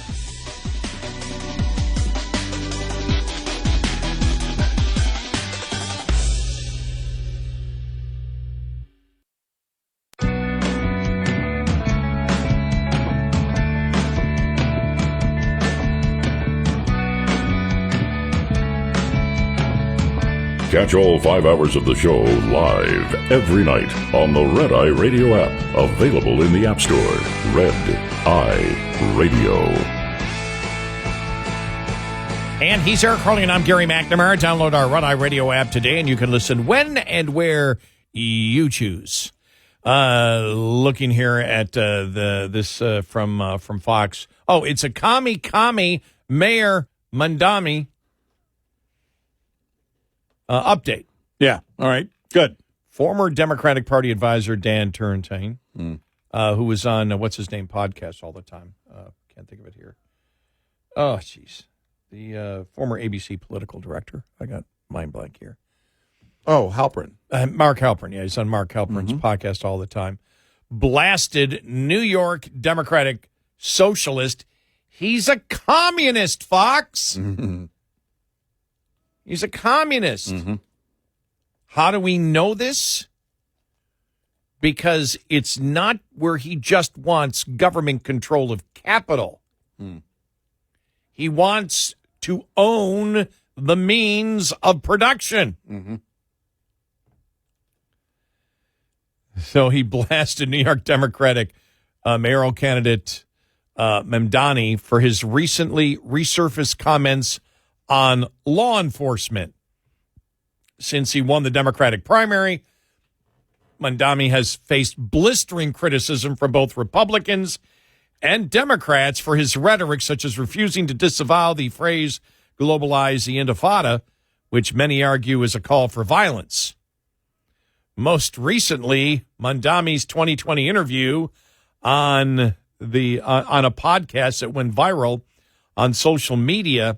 In the clip, Mamdani argued that if one looks at the history of the New York City Police Department, you can see that we have invested in a system that functions in many ways to punish poor black and brown people. He went on to claim that these officers are overstepping their proper roles, whether they are called in to handle a homeless person on a train or if somebody is surviving, going through domestic violence.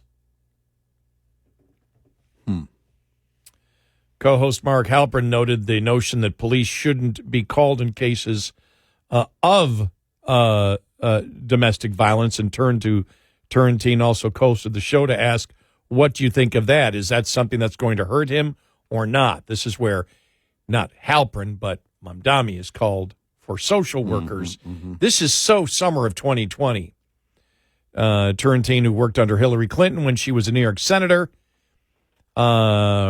shared his hope that the Democratic Party condemns this politician.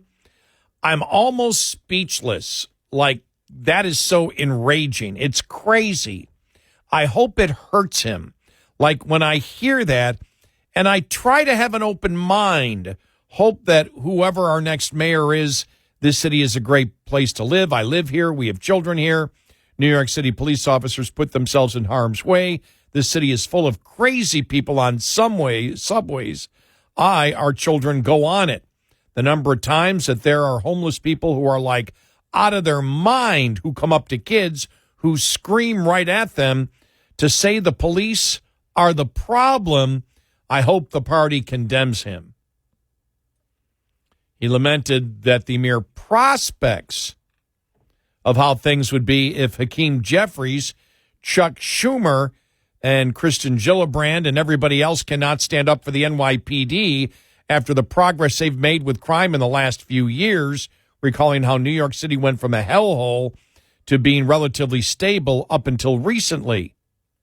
Sean Spicer, also a co-host, honed in on the domestic violence comments, mocking the idea that some sort of social worker is a better person to contact in such cases than a police officer.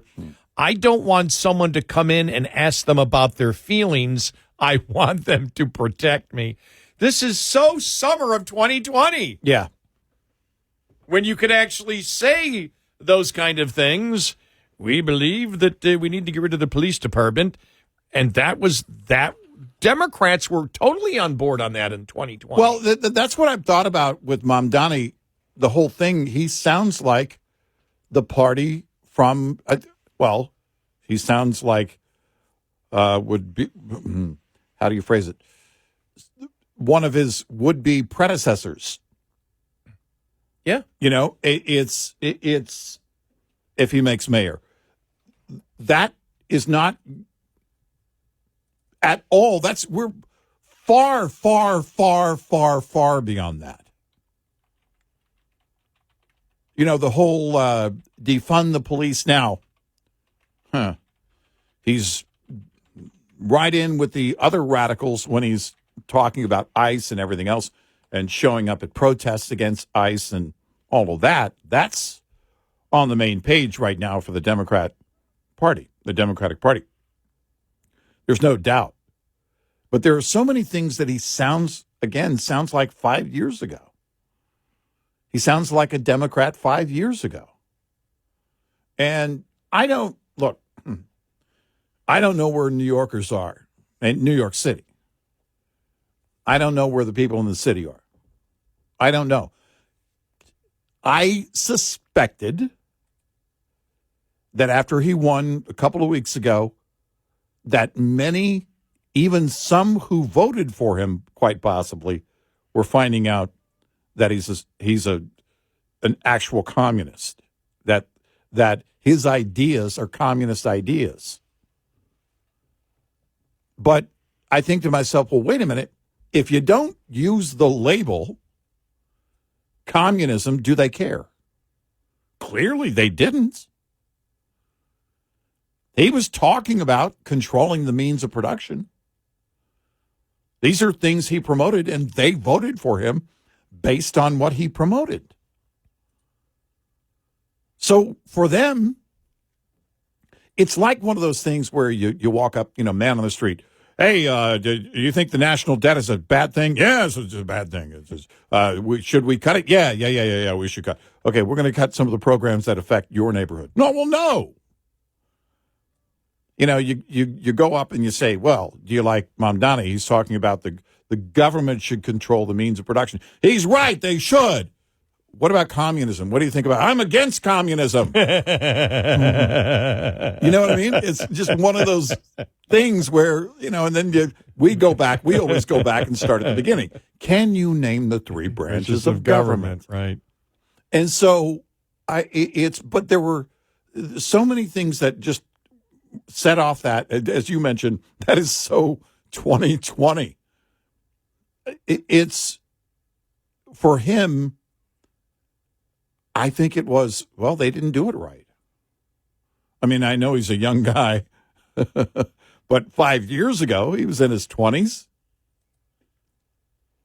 I mean, that's something that's existed for the longest. I actually remember it. For me, it started in Vietnam. I can still remember being in my 10th grade social studies class, so that had to be 71. Mm-hmm. So Vietnam was still going on, and we had a substitute teacher who, came in there and said, there's no difference. She said, there's really no difference. We should just let, North Vietnam, do what they want to do, because there's really no difference between communism. That's what the people chose, and that's what we've chosen here. I raised my hand saying, I disagree with you. Well, that wasn't up for discussion. Well, I just want to let you know that you were not correct on that. Mm-hmm. And we got into a fight. I'm into a fight with the substitute teacher, and I get sent to the office. Now, remember, at this time, I probably knew more about a constitutional republic than the substitute teacher did. Mm-hmm. And in all likelihood, because my father would sit down. My father, I've talked about it before, was a defense plant worker, helped build the first Minuteman, or one of the first generation ICBM Minuteman missiles, that carries the nukes. But he was involved, engineering his entire life. So he'd come home, we'd talk about, because the Cold War was going on at that time. We talked about the Cold War. Yeah. You'd go to sleep I remember going to sleep as an 8, 9-year-old, whatever. I remember thinking to myself, going to sleep, my God, the world could be over tomorrow. I remember the Cuban Missile Crisis. Yeah. I remember going to sleep during that. I was young. I mean, I was only probably 7, 8, 9 years old at the time. 8, I think, probably at the time. Remember scared to death, thinking about, couldn't go to sleep. And those are just, and then you just dealt with it. You just went through life and you did whatever you were going to do. But I knew the difference between communism, the specific differences, and I was throwing at it. I was getting frustrated. I was telling her the difference. There's a complete difference between it. Sure. And so she said, you're in one more outburst and you're insubordinate. And I said, I don't mean to be insubordinate. There it is. To the office you go. Yeah. But, so I'm sent to the principal's office, who was a good friend of my father's when my father went to school with him. He goes, what are you doing here? I said, I got kicked out. For what? Insubordination. What'd you get kicked out for? Because the resistance. I was in my basement with Keith Olbermann, and I was part of the resistance. But I'll never forget. I joined the resistance mid-class. I said the substitute teacher in for Dr. Marlick said that there's no difference between communism and a constitutional republic, and I told her absolutely there was. And when I started debating her, she said if I say one more word, I'd be insubordinate. And I told her I didn't mean to be. It's not about being, insubordinate. It was about the fact you're wrong on this. He goes, and then she goes, that's why you get kicked out? I go, yeah. And he goes, all right, just sit over there till your class ends. Yeah, yeah. She never came back again. And I'll never forget Dr. Marlick the next day. Dr. Marlick used to go on educational things to the Soviet Union, and they were educators, so they used to sneak in newspapers. There's no internet. Used to sneak in newspapers and stuff for their colleagues over there, so their colleagues would know what was going in the former Soviet Union. Right. But I'll never forget at the end of class, Mr. McNamara, please come up here. Did you really get kicked out of class for arguing the difference between a constitutional republic and a communist nation? Yeah. big smile on his face. He goes, all right, go to the next class. Now, in schools, you get kicked out if you don't. Now you have to argue for communism. Right. Otherwise, you're clear. right. I would have been kicked out, suspended. Right. Because silence is violence. So we're gonna suspend you. And man, if you were at an elite college, you'd be expelled for life. They would expel just because everybody named McNamara. Well, that was one of the very rare instances that I had ever, it was the only thing I ever experienced like that. Mm-hmm. Can you imagine what it might be like in high schools today that you might object to as a student? Yeah. If you know what's going on, if you understand. Yeah. And you've got these liberal crazies that are teachers. Yeah. Right. Saw the one teachers union last week. We're not going to associate with the Anti-Defamation League. Oh, yeah, that's right. We did cover it. Right. Yeah. we want to be involved in defamation. We don't want to be anti-defamation. We want to be pro-defamation. Right. Exactly. 866-90-RED-EYE. Lines open for your calls. 866-90-RED-EYE on Red Eye Radio.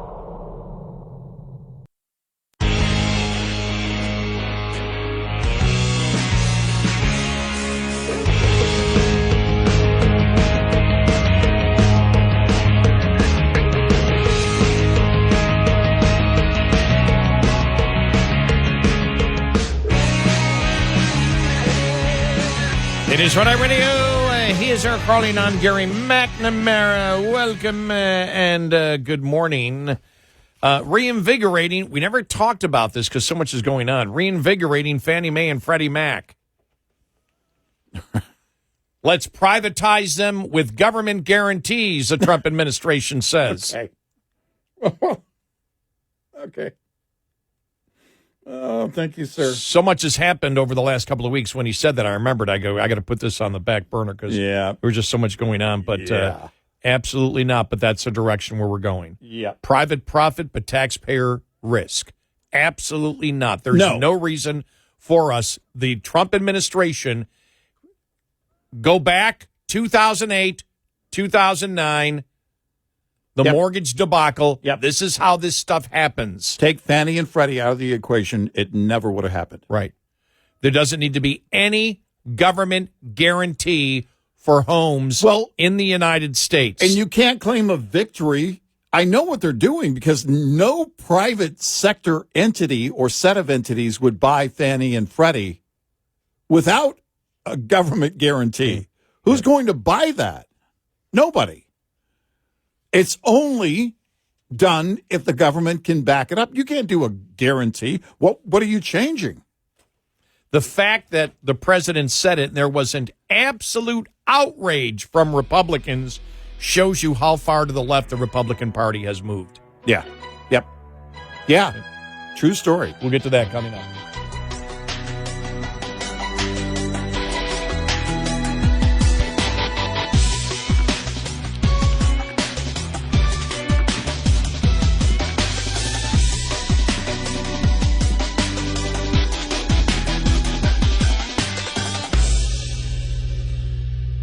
This is Red Eye Radio on Westwood One.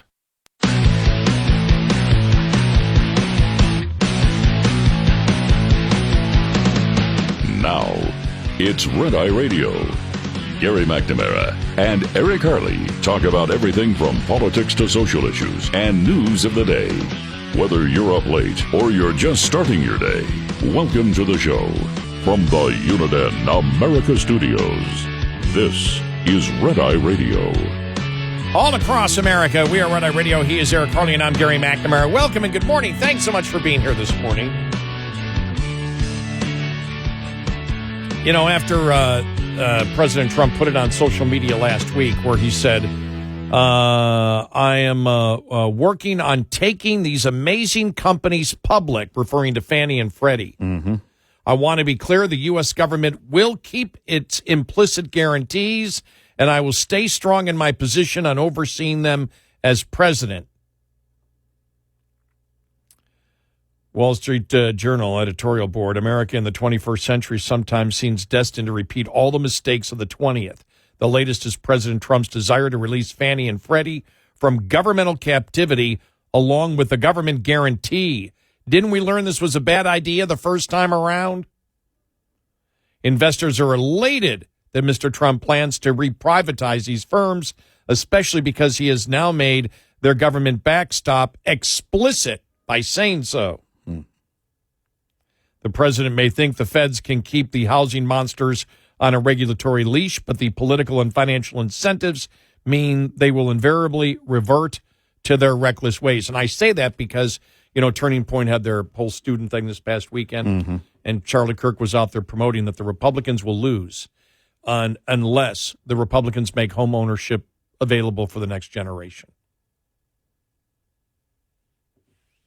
And I have to ask the question, have they been communicating that this is the way to do it? He discussed the future of the conservative movement and why it's so important for young people that are conservative for us to deliver on lower prices and home ownership availability for everyone. Well, if this is what Trump is doing in order to get to where Kirk says he is, these people aren't conservatives. No. Why is it the government's role to create access? We've been here before. We've done it already. And then again, one of the with the backing of the biggest financial crisis since the Depression.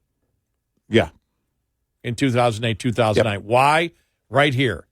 Well, and again, let's make private profits available because the government will guarantee the loans. The government doesn't need to guarantee any loans. Take Fannie and Freddie out of the equation, and it never would have happened. Never happens. What you have is a very organic situation between the borrower and the lender, and the borrower is going to be scrutinized based on what they're actually able to repay. Which means what then? People live in smaller homes. Or they don't ever get to buy a home. Yeah, they rent. Or they build smaller homes. I mean, that the market would... Could be. Well, look at it. Look at the 50s. Look at... When you look at it, when people say, everything was great, everything was great, everything was great. The neighborhood that I grew up in, my father's house was built in the early 1950s. Mm-hmm. I think it was $17,000 bucks. Mm-hmm. He helped build the basement in it. It was less than 1,000 square feet. Yep. Our first house in San Antonio that my parents bought, $16,000, and it was right at 1,000 feet. It's bigger now. Somebody's added on to it. I actually looked it up. I think it's close to 1,200 feet now, a whopping 1,200 feet. But there's no guarantee. There is no, because this idea that, the government should help you buy a home. Look, there's no guarantee. There is no implied or no inherent right to own a home.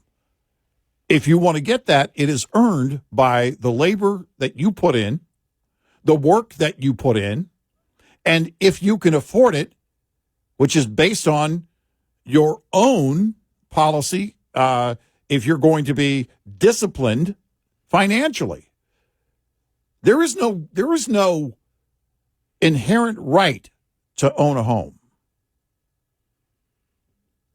Some people will end up renting, and that's just fine. And if they want more, there's a way to get more, but they have to earn that. The government isn't there to do that for you. No. And of course, as we have said, the shares went up. The private sector all excited. Wow, we can go into an investment where we can't lose any money. Yeah. We can only make money. There are no losses because the sucker taxpayer has done it once. Mm-hmm. And now the Republicans have come up with the idea to put the burden on the sucker taxpayers again. Yeah. It's just maddening. I know. Over and over again. Over and over again. And the cycle isn't that long ago. It's not like it was 40, 50 years ago. No. No. It's, again, but, that's the movement toward the left from the right, from the GOP. Yeah. That's about the right timing of the shift to get to this point, because we heard it, and it was a few years after the whole bailout thing. Well, if the government, and these were individuals calling themselves conservatives, calling into us, well, if the bailouts, went to the banks, then I want my bailout. I deserve my bailout. The pathology of dependency has now infected, to a large extent, both parties. Mm-hmm. It is all over the left, but it is taking over the GOP as well. And Josh Hawley pushing for what he's pushing for, some of the things he's pushing for. Don't call yourself a conservative, because you're not. If you want to play the middle, we've heard that. Reaching across the aisle. Go ahead, Maverick. And we don't mean Top Gun. No. But it was amazing when I saw that last week. There were just so many other things going on. When I saw it, I went, okay, is he really going to, is that a trial balloon that Trump is sending up? But, I don't know if you actually got that, if Congress had to appropriate funds for that in any way, mm-hmm. or make it an implicit guarantee. Wow. Yeah. You take the two companies public. What's Congress's role in that? Because I can see a ton of members of Congress. Democrats will love it. They loved it the first time. Mm-hmm. Sure. I can't think of his name. What was a congressman from Massachusetts? Barney Frank. Oh, yeah. And the warning was there. Yeah.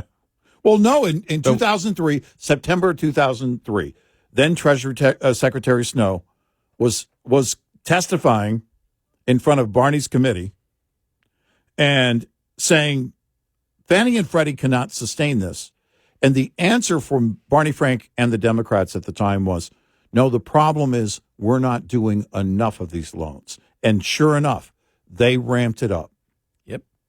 And New York Times, in an op-ed piece back in 1999, warned what was going to happen in 2008, 2009, and it did. Yep. And now the Trump administration last week suggested we go back to the insanity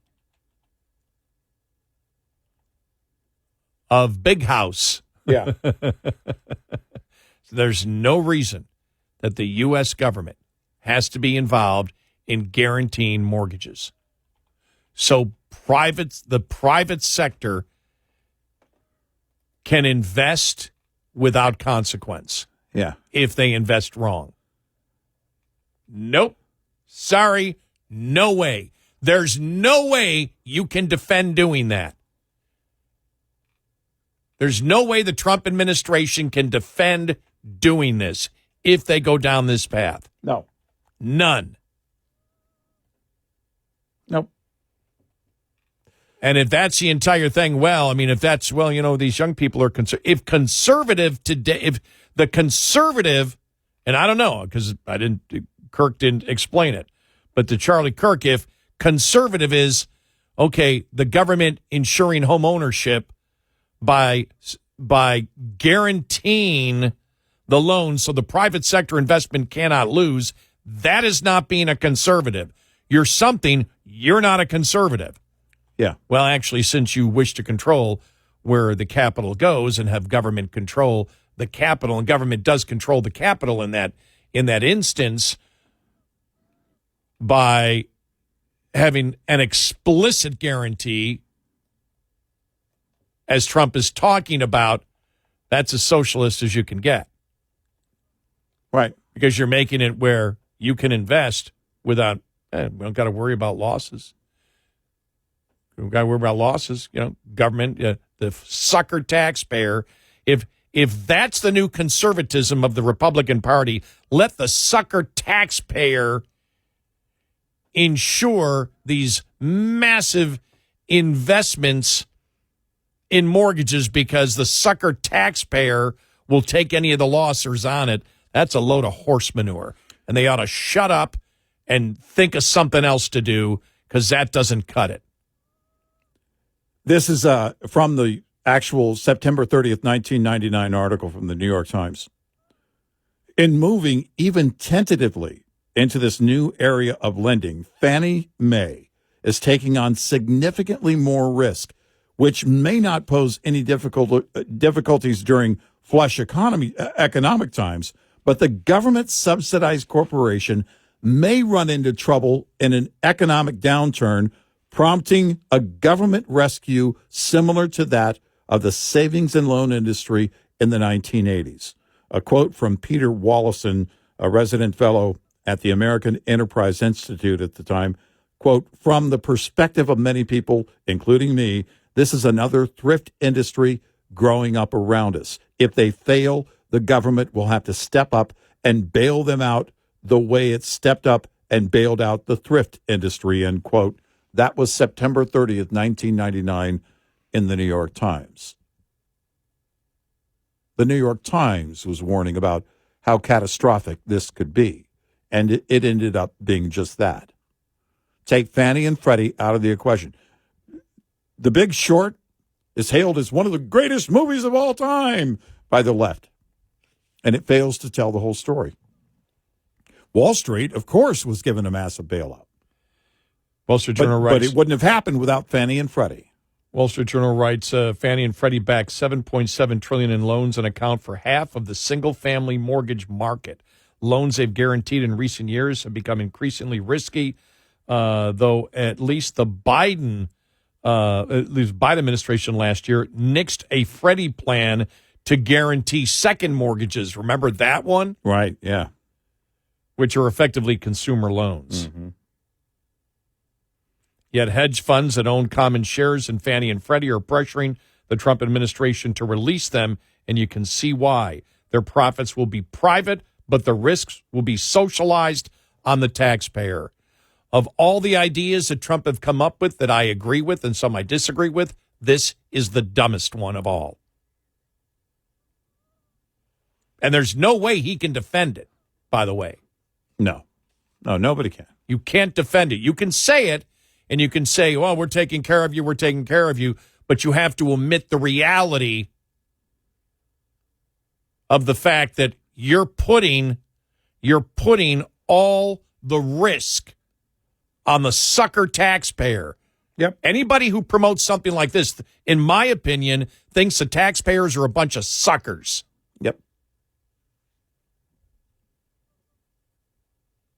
And we'll see how this, because there was no reaction to this when the president put it out last week. There was nothing. No, it was dead. Anything on it. Yeah. Wall Street Journal's the first thing I've seen on it. Yeah. I don't want to repeat ever 2008 and 2009 again. Nope. Which actually stretched out a lot longer than that. Yeah. Fannie and Freddie should be gone. You want to sell them off to a private entity? Well, good luck with that, because no private entity would actually buy them. That's why they feel like they would have to have the guaranteed backing, which doesn't change a thing. Right. You're right back to where you were before. Well, we've been warning that they're going back to over the last 10 years, well, since 2009, when it got to be 2013, 14, 15. My God, they're going right back to it again. They didn't change anything. They really didn't even slow down. I mean, somewhat, but that's because the market shifted. Once everything settled back, then they went right back into what they were doing. 866-98 Red Eye. Brought to you by Hot Shot Secret. Hi, I'm Jen Loomis, a transport safety expert at J.J. Keller, and I'm here to share a tip on speed and space management. Due to safety concerns, many motor carriers have policies that limit or prohibit the use of cruise control. If your motor carrier does allow you to use cruise control, you should only use it in good driving conditions during daylight hours and on roads that have light traffic, few curves or hills, and a consistent speed limit. Never use cruise control when operating in adverse driving conditions, including wet, icy, or slippery roads, during rush hour in heavy traffic or on congested highways, at night, or when you're tired or fatigued. During all of these driving scenarios, you want to be controlling and adjusting your speed as you drive instead of having to suddenly brake if you encounter an obstacle. In the case of a slippery road surface, you want to be able to slow your vehicle by not accelerating instead of using the brakes whenever possible. This tip was brought to you by J.J. Keller and Associates. Visit us at jjkeller.com. Get in touch with Red Eye Radio, toll free at 866-90-RED-EYE.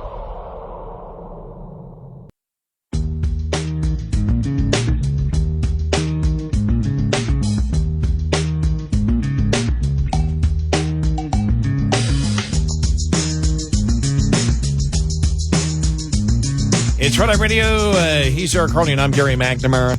Let's help somebody talks the president out of that idea of Fannie and Freddie having them go private, not with an implicit guarantee, but an explicit guarantee. Right.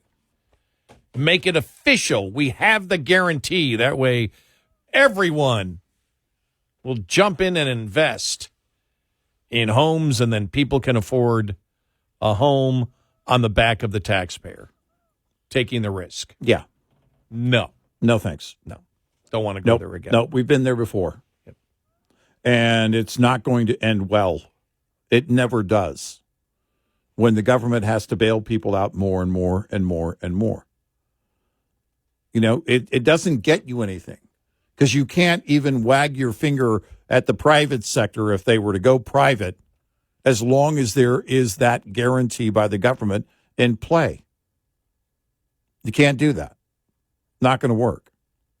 And again, I think we go through these cycles of people, you know, wanting, because I was reading about the existing housing situation, and they were talking about, you know, to the I guess in part Charlie Kirk's point over the weekend, but they were talking about in this article about why there's not a lot of existing homes on the market, and it's people that are our age that don't want to move because they don't want to get a mortgage with the higher rates.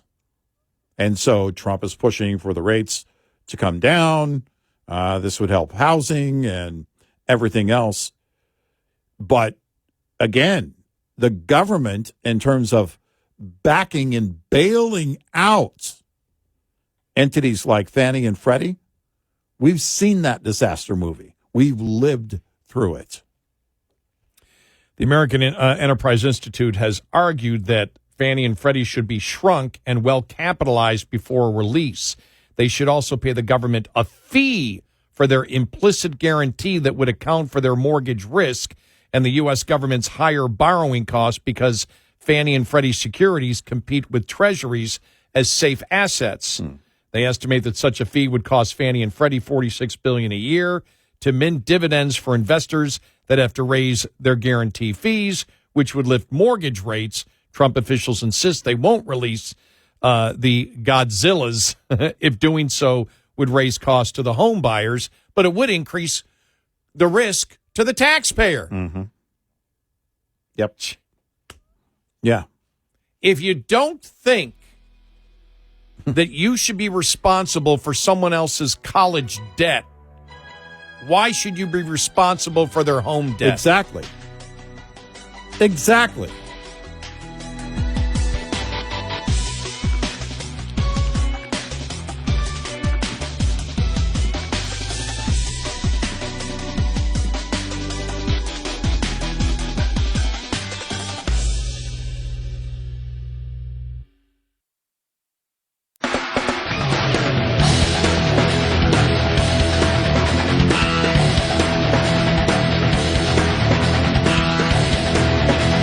Catch all 5 hours of the show live every night on the Red Eye Radio app. Available in the App Store.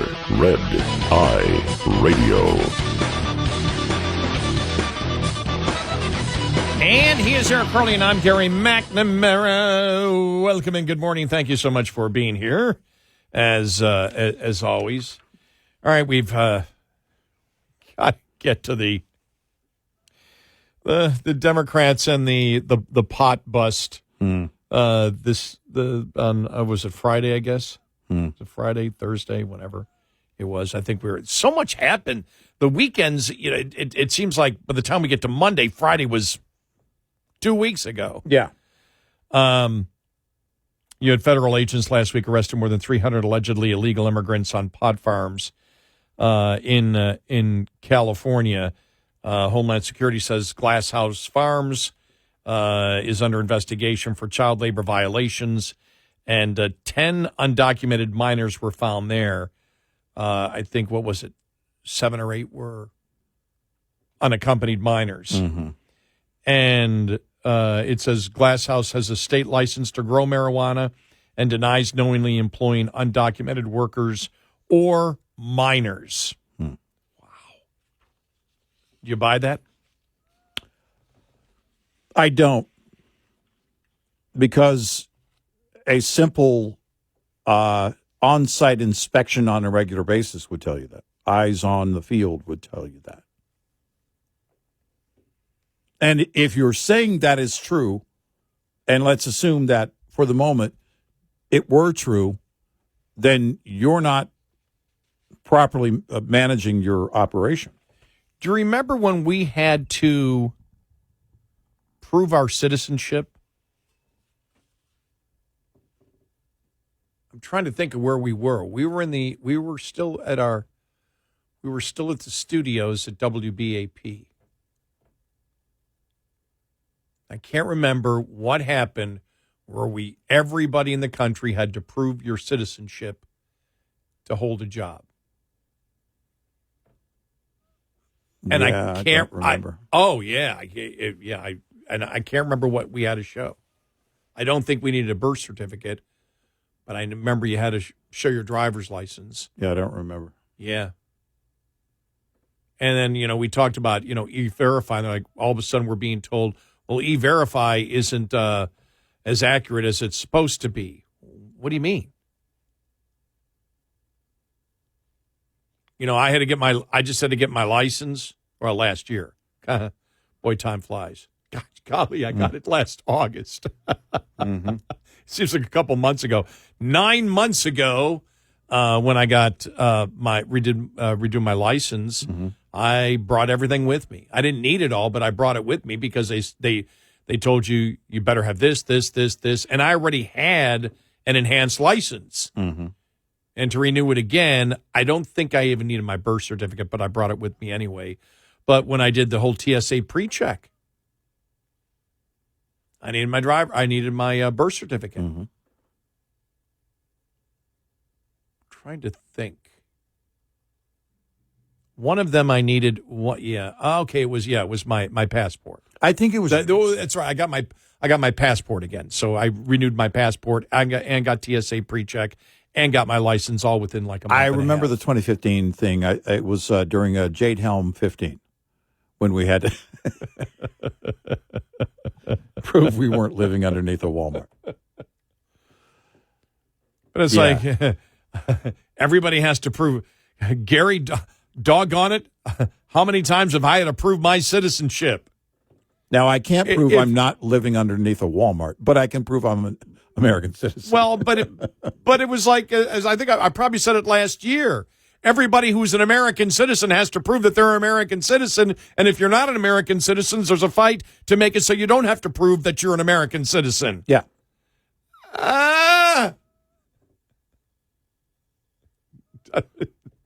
Oh, yeah. It's never ending, the chaotic. But you back and forth. You had Newsom, you had, Democrats. They're going to, and I guess I go back to where we started this show, which was a show we started last week, which is what's going to happen for the midterms. What are the issues going to be? And right now, if the economy stays good for Trump, and I still believe, we haven't talked much about the tariffs lately because I believe, just like last time, the economics is how Trump's going to respond to it. Yeah. And so if the economy is okay, now I did mention to you that his Rasmussen polling is down a few points. Mm-hmm. I know one day, like right after during the war, one day, not the 3-day rolling average, but one day hit 56%. Mm-hmm. He hit 48% on Friday. Mm. So I don't know if it's just the normal fluctuations or not. I don't really believe a lot of the polls that have shown that Trump is way, way down. You and I have already said that we're glad that Rasmussen and Trafalgar and a couple of the other ones, the most accurate pollsters out there, and they can prove. That's the one thing about polling. You can prove if you were the most accurate, especially on elections. Right. Maybe not on where people stand on the issues, but you do get extra credibility if you hit, where the elections end up. And so they're forming a cartel. Maybe that's not the word I should use. A polling cartel. They're all going to band together to promote the fact that they're more accurate than the other polls, and that's good. And they're going to explain to you why that they are, and we think that's a good thing. Because when we saw a couple of weeks ago the one day for Rasmussen when he was like 56, and then somebody had him at like 36, and we said there's not a 20-point difference. There is not that kind of margin of error in modern polling today. Someone is not telling the truth. Who it is? Well, Rasmussen can claim that they're one of the most accurate pollsters, and the other pollsters, the one pollster that I believe at the time was doing that poll, cannot. And so that's what you look at. But if the economy, if it stays okay, I don't see what's the issue. Right now, Trump, when you see, the way he handled Iran, would you have believed that we could have took out the nuclear sites in Iran, and 2 weeks later, it's not even a topic of discussion? Well, there really is no debate over that. Right. Especially when you had global leaders respond in the days after saying, yeah, this is on Iran. Which I mean is a win. And I think right now he's taking the proper tack. We never believed, and again, this goes back to the Epstein isolationist, I guess, part of the Trump support. The ones that were shocked about Iran, shocked about, the whole Epstein thing. Well, Iran, we always stated, we have no idea where that part of, I guess they're being called the most likely MAGA people, because now there's the argument, can you be more MAGA than the president? Well, but we had said at the time, we're waiting for someone to claim that. By the way. We are. Who's going to be will it be Tucker? But you and I said we have no idea where these people ever came to the opinion that Trump was an isolationist. We have no idea. Actually, for us, those people that were calling Trump and were shocked at what he was doing with Iran, we view as almost Democrat delusional. Yeah. Because Trump has never, in our opinion, and especially after he took out Soleimani, if you had questions in his first term, once he took out Soleimani, it was like, oh, no, he's not an isolationist. He just doesn't want to go to war if we can avoid war. Right. He wants that to be the last thing we do. It doesn't mean he won't use the power of the military to win a particular situation without putting boots on the ground. Yeah. And that's what he's done so far. That's not isolationism. And so when that criticism was thrown at him, we went, what? But so my point is, on foreign relations, if the election were held today, and I know that's a stupid thing to say because we still have 88% of Trump's second term to go. I just want to remind Democrats. Democrats going, what? Yeah. What are you talking about? Well, in another 6 days, we will hit 6 months. That means 7/8 of his term is still to go. Yeah. Boy, it's going to be fun. And so what are the issues? What issue would be on the table right now that Republicans would want to use and Democrats' fallback position is not going to be what Mark Cuban hopes, which is, I think Trump has some good ideas on illegal immigration. Immigration, if the election were held today, it would still be illegal immigration. That would be the big issue. We'll ramp up. Robots have rights. That wasn't supposed to happen until 2056. We did that story years ago. We did. Yeah. And the prediction was by 2056, robots will have rights. It'll happen by 2026. That's what the left will go on. My Roomba is a person. No, it's not. Your Roomba sucks. Did you see the? We'll talk more about it following the top of the hour. Yeah. Did you see where Mike Rowe was talking about how Bill Gates came out and said we're going to need welders, we're going to need machinists for AI, we're going to need trades like you can't believe. You and I have been saying that, and Mike Rowe says it better. You and I have been saying this, though. What do you ultimately need? I mean, the AI is one thing, and I know they're talking about the humanoid robots, and all this, and we see the videos on YouTube and everything else about the humanoid robots. Well, wait a minute. How does all that come to be? AI in the virtual sense is one thing, but it's still for humans to live. If you want to live, come with me. Follow me if you want to live. Well, they said then it's going to be, we're still going to need to build the infrastructure to build all of that. They're saying, and that's the point. Mike Rowe's making the point. We don't have the workforce to build the actual set information AI centers that we have to build by the hundreds, possibly thousands. We don't have the trained workforce right now to do that. Yes. Or in all 5 years, it's not there. The entire infrastructure that's going to be required is going to be a long-term process because it's going to be humans, not AI. It's going to be a slow humans. You're right. AI can't build the AI centers. See? There's your problem. There's your conundrum. Who's smart now, huh? Okay, Fredo. I'm smart, unlike everybody says. But no, it's, you think about what's going to be required all along the way.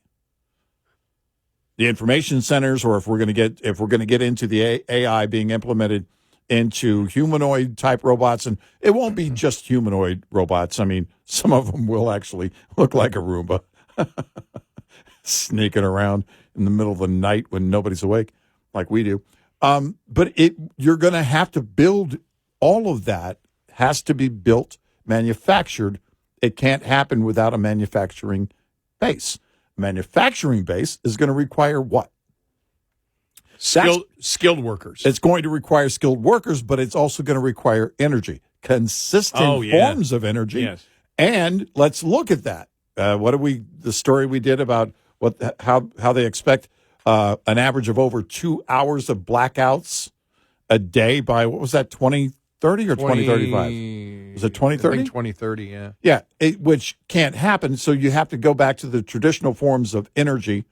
Well, how do we get that traditional forms of energy? We're back to jobs again. We wish it to happen. And then rub a we lamp, hit the light switch, and the electrical engineer genie comes out. Exactly. And the mechanical engineer genie comes out, and the civil engineer genie comes out. We get the TV remote and click on. And the nuclear engineer genie comes out and takes care of it all. It all just happens. It'll be there because we want it. No, it won't. 866-90-RED-EYE. Get in touch with Red Eye Radio, toll free at 866-90-RED-EYE.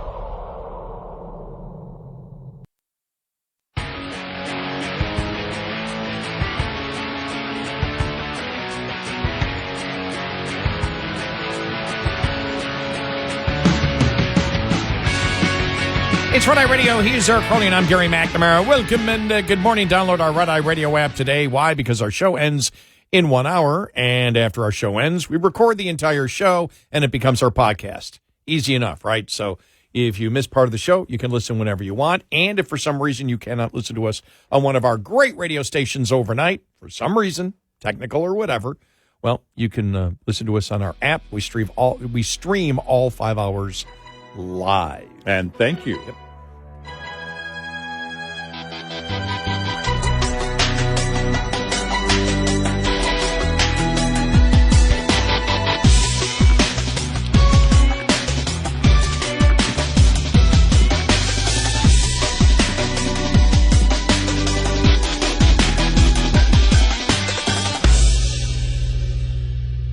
This is Red Eye Radio on Westwood One.